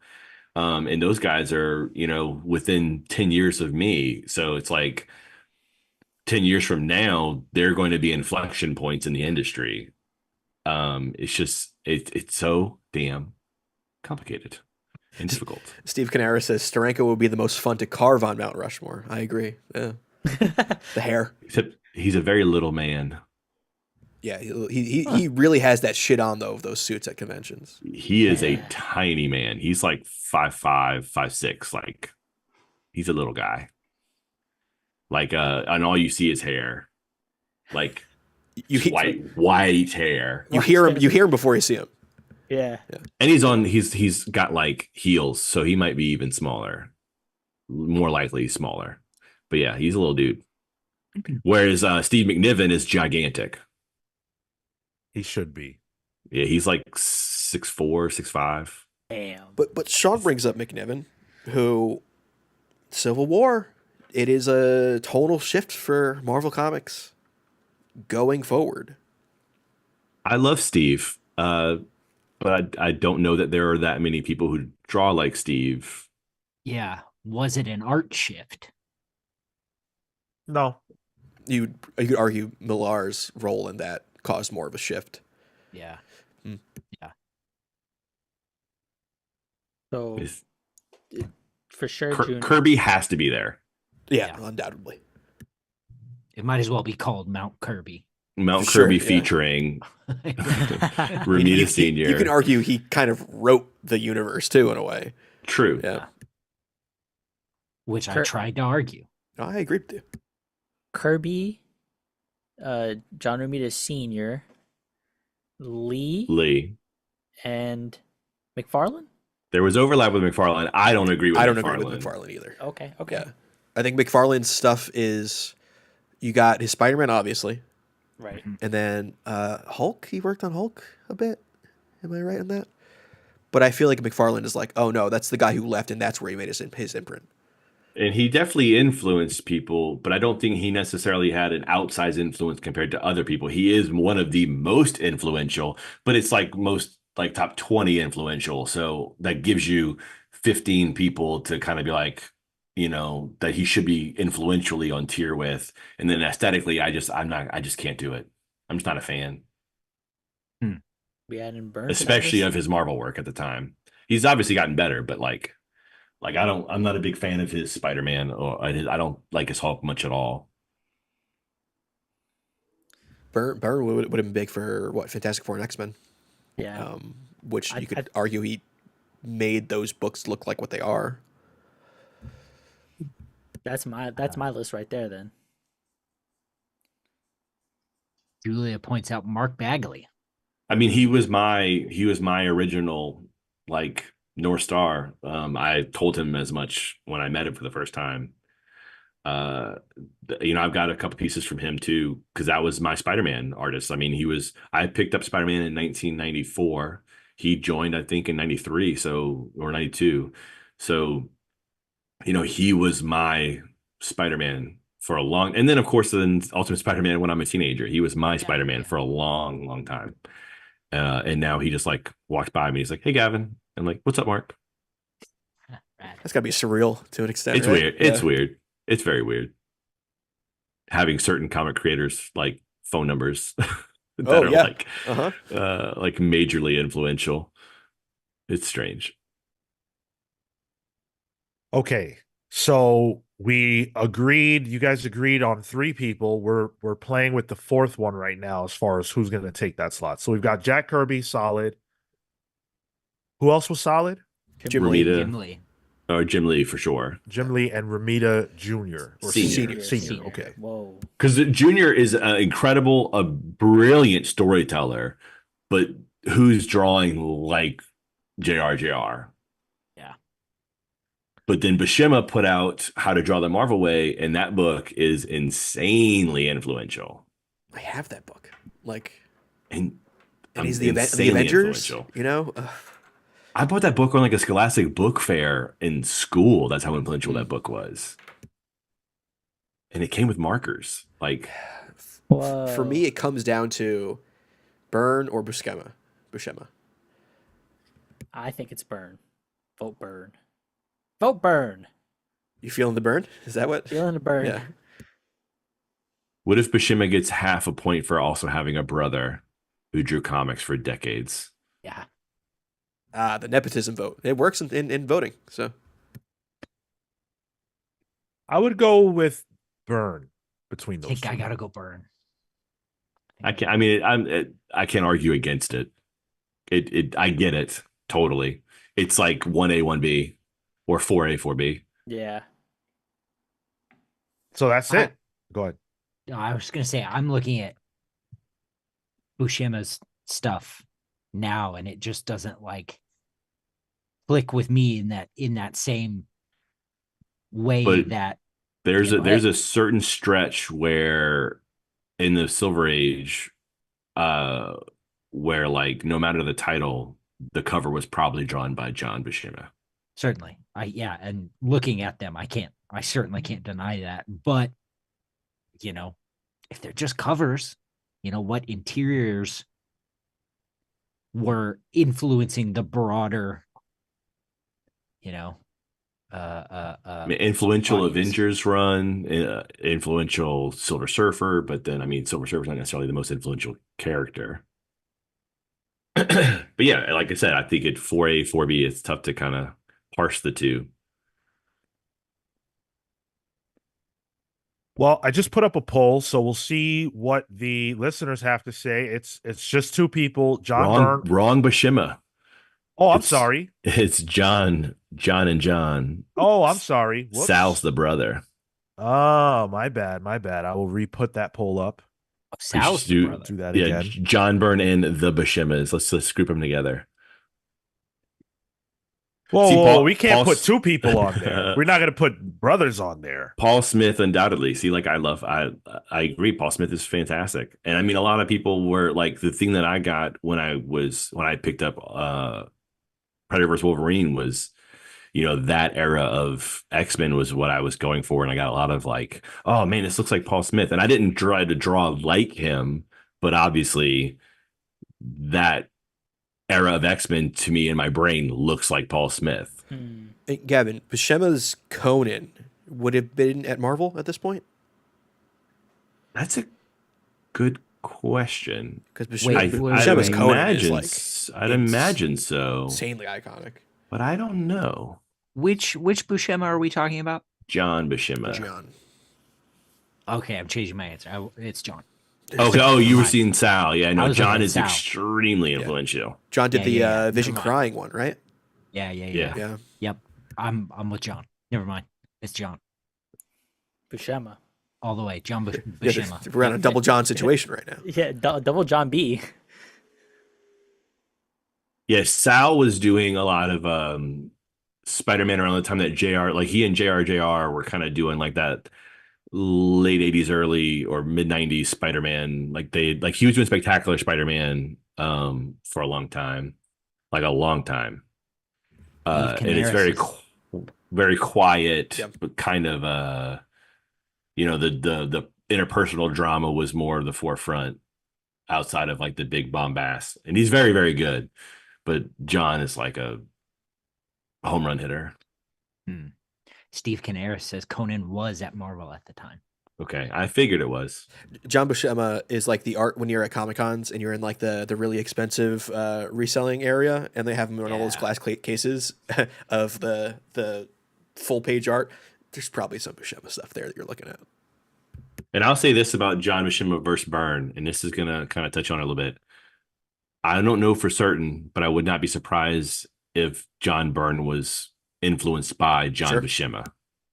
So if you say that Byrne influenced other artists, sure, but it was probably by virtue of Buscema. Let's keep going back. I nominate cave paintings to be on this. Well, I mean, come on. If you like look at some John Buscema drawings and then look at like Byrne's Superman, and you can see a correlation in terms of how things are done. I'm convinced. I'm cool with Buscema. Yeah, same. Tyler with the Scott McCloud joke. Oh, did I? Oh. Steve Matthews putting us in our place, says the Rushmore should have been Paul Smith, Rick Leonardi, Mike Zeck, and Michael Golden. That's all like people from the exact same era. And that's such a big issue with trying to do this, is the era based element of it. Like I frankly don't look backwards too much when it comes to comics. So like, I know what came out from when I started reading and then the select biggest books of the decades prior, but that's it. So that's why I feel like I don't know how to really contribute to this conversation in some ways, because most of my favorite artists are the one who I grew up reading, which are the ones who are working now. Love Mike Zeck, Ron Frebs. Wow, you guys are shouting out so many artists. Barry Mike Windsor Zeck Smith. is great. Well, see, but this is where like that Marvel Unlimited or DC Unlimited subscription comes in handy, because then you can go to their search bar or whatever, and you can click the filter, and you can just filter out. You could filter in the specific artist that you want, and it'll show you all their books. Like you could do the search feature too, but like you'll have being mixed up. People like Rags Morales versus Mark Morales versus another Morales. But if you like go and click Mike Zeck, it's going to bring you every book he touched. And that's what I've been doing a lot lately for reading, is just like, studying. And Sean, if you want like a good earworm for like the past stuff with Marvel, Sean Howe's book, Marvel the Untold Story, is a great book, in my opinion, that talks about Marvel throughout the years, which made me like, that's what got me into Howard the Duck, because his Steve Gerber bit in it blew my mind. Slugfest is fun too. Okay. Which is the Marvel versus DC wars. Oh, sick. I should check that out. Yeah, it's very good. Yeah, I mean, I know a lot about the history, but it's the actual work, the comics work that I'm talking about. Well, I mean, I would say Zeck is probably behind Larry Hama, the second most influential G.I. Joe guy. And we talk about how much the new Hasbro stuff is doing the Energon universe, that it might be worth to go back and see some of Zeck's stuff there. He rules. Also, I mean, Kraven's Last Hunt is amazing, and he drew Secret Wars. And Alex in the chat says Brian Hitch for the modern era. Sure, but that's Alan Davis influence there. Right. Yeah. I mean, Marvel UK, there's a lot of influence that people, neglect. But I don't think that a person being influenced by someone else eliminates them from the conversation. It doesn't, but it just makes you think. Like it starts expanding the thoughts Yeah. about what the Rushmore is in my mind. Where certain names like Kirby, it's like no, that's it. Because it's so singular, if that makes sense. Roots to the trees type thing. I mean, the biggest thing Hitch provided or Hitch did was that Hitch was at the forefront of the cinematic storytelling widescreen movement. But that also has kind of waned recently a lot. But there was a period in the early 2000s, late 90s, early 2000s where like that was kind of the thing. Gage asks, Gavin, is there much pushback if you tell them, by them I assume he means editors, you need weekends off or you need 2 days for a page? I mean, as no, if you can, if the deadline needs to be moved, it can be moved. Typically, as long as you're not like super last minute or it's like a big jam. But I mean, typically it's kind of like your schedule's what you make of it inside of the deadline. So I can work whatever days I want to work inside of the deadline. Yeah, he's spending a Saturday with us, so Right. yeah. Alex says if we're doing influence, Rob Liefeld made 1 million clones. But even at the same time, I would argue that Rob was trying to draw like Jim. Ooh, I'm sure he doesn't want to hear that. And that's why we got blocked on Twitter. Brian Gavin, Atkins says instead of a Mount Rushmore, how about a Knights of the Round Table? Man, listen, Ooh. Yeah, but there was a lot of nights easy. technically. Seriously. Too easy. we're gonna do a 1,000,000-man march of the greatest creators of all For time. We have real. to limit it somewhere. Gavin, you said you were going to DC the app to go back. Is there like an artist you've been kind of like digesting? I actually loaded up. I went and I started reading a bunch of the Eminem Superman stuff that he also wrote back in the day. That Jose Marzan Jr. was inking. But I've been bouncing between both apps. I've been looking at a decent amount of like stuff that Hughes was doing back in the day because Adam Hughes is also incredibly influential for modern artists. Let's see, like I've got lists set up, a bunch of JP Leon stuff because I think he's incredible. Nice. I was actually reading some older JSA stuff the other day. Yeah, but then like the Marvel stuff, it's like, man, I've been running the gamut of Frank Miller on Daredevil stuff, but also dipping my toes into like some of the Wally Wood Daredevil, Spider-Man. There's so many eras of great artists and writers working on the book that it's kind of like, you can pick your poison more or less. Bollywood did the red suit, right? Mm-hmm. Yeah. Oh, Yeah. I know Wally's EC stuff. Like that's my jam. So yeah, I've got like basically all their main big character, their big titles I have saved on my list so I can just go to whenever I want. But I mean, like Incredible Hulk, I have on here to any moment, but there's 379 titles between 62 and 99 that I can just jump into over that 30-year span, 35-year span and read whatever. So that's what I've been enjoying dipping into. But yeah, the DC stuff lately has been looking at, what Stewart wrote as well as Drew and JP Leon. All right. Hopefully we've gotten it out of our systems now. We've done the Mount Rushmore thing for Marvel and DC on the writer and artist end.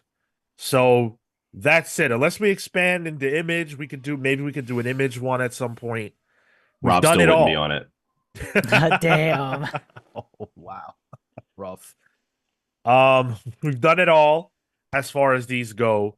It's a lot of fun. And I really appreciate the chat interaction. Thank you guys for sharing your thoughts on the Mount Rushmore situation as well. The next time that we will be live with you is this Tuesday for the Batman by Morrison and book club. It's going to be an incredible time. This is my favorite book, so I am putting my whole ass into the presentation and preparation for this book club. I cannot wait. It's my most anticipated one since Civil War by far. So it should be a great time. Come hang out with us for that. Most anticipated one since I've been here. Yes. Wow. Okay. Let me know what pages you want me to pull. Nice. Gavin, where can we get some of that slick art you're slinging? In terms of like where to find me on social media, Yeah. I'm Gavin Guidry, Guidry is how you spell it, on all the major platforms. If you see anybody who proclaims to be an LSU pitcher, that is the other guy, not me. But thankfully he's younger than me, so I beat him to the punch on locking down all the names. GavinGuidry.com. And like I said, I have my Black Friday sale running through the end of Friday. 25% off everything on the site, including original art. And I do have new prints. I'm actually waiting to hear. Hopefully they get colors in for a cover, and they gave me the go ahead that whenever it's out, I can kind of announce it if I want to. And I was hoping it would make it in time for the sale so I can have prints up for the sale. But yeah, I'm on Blue Sky and Twitter and Instagram plenty often. And then, I'll be in the chat. Hell yeah, brother. Thank you so much for hanging out with us. I appreciate, I mean, I know it's a long grind, but I appreciate the creators who are able to stick around for the whole show. I feel like, I mean, you're basically fam at this point. So, well, this is fun, right? Like, it's like going on and do a show and talking about my stuff versus hanging out. Like, I'd much rather hang out. I'll tell you a secret, Gavin. I personally am a believer that there is very little value in coming on here and doing a sales pitch anyway. I think it's much more valuable to just talk. Yeah. And, people like you, they're going to want to buy your work. So, hopefully this inspired some of you guys to go out and pick up Gavin's work. It's phenomenal. You guys have heard us talking about Gavin Guidry on this channel for some time now. The work is out there. Go. I don't know if the trade is out yet, but the Birds of Prey arc, the most recent one that Gavin was a part of, that was phenomenal. Predator versus Wolverine, I think. That's out in trade. Superman's out in trade. Yep. Yeah, Birds will be out in January, mid-January. Awesome. Other than that, it's just kind of covers all over the place. Just keep your eyes peeled, I guess. Beautiful. And keep your eyes peeled for the Comics Pals. We are also all over the place. You guys know where to find us. Make sure you are locked in with us on Tuesday. It's going to be a great time. Patrons, we will see you guys on Sunday because we have a hangout coming up. Don't miss it. It's always my favorite time of the month to get to hang out with you guys. So it should be a blast. Until next time, take care, guys. See you next week.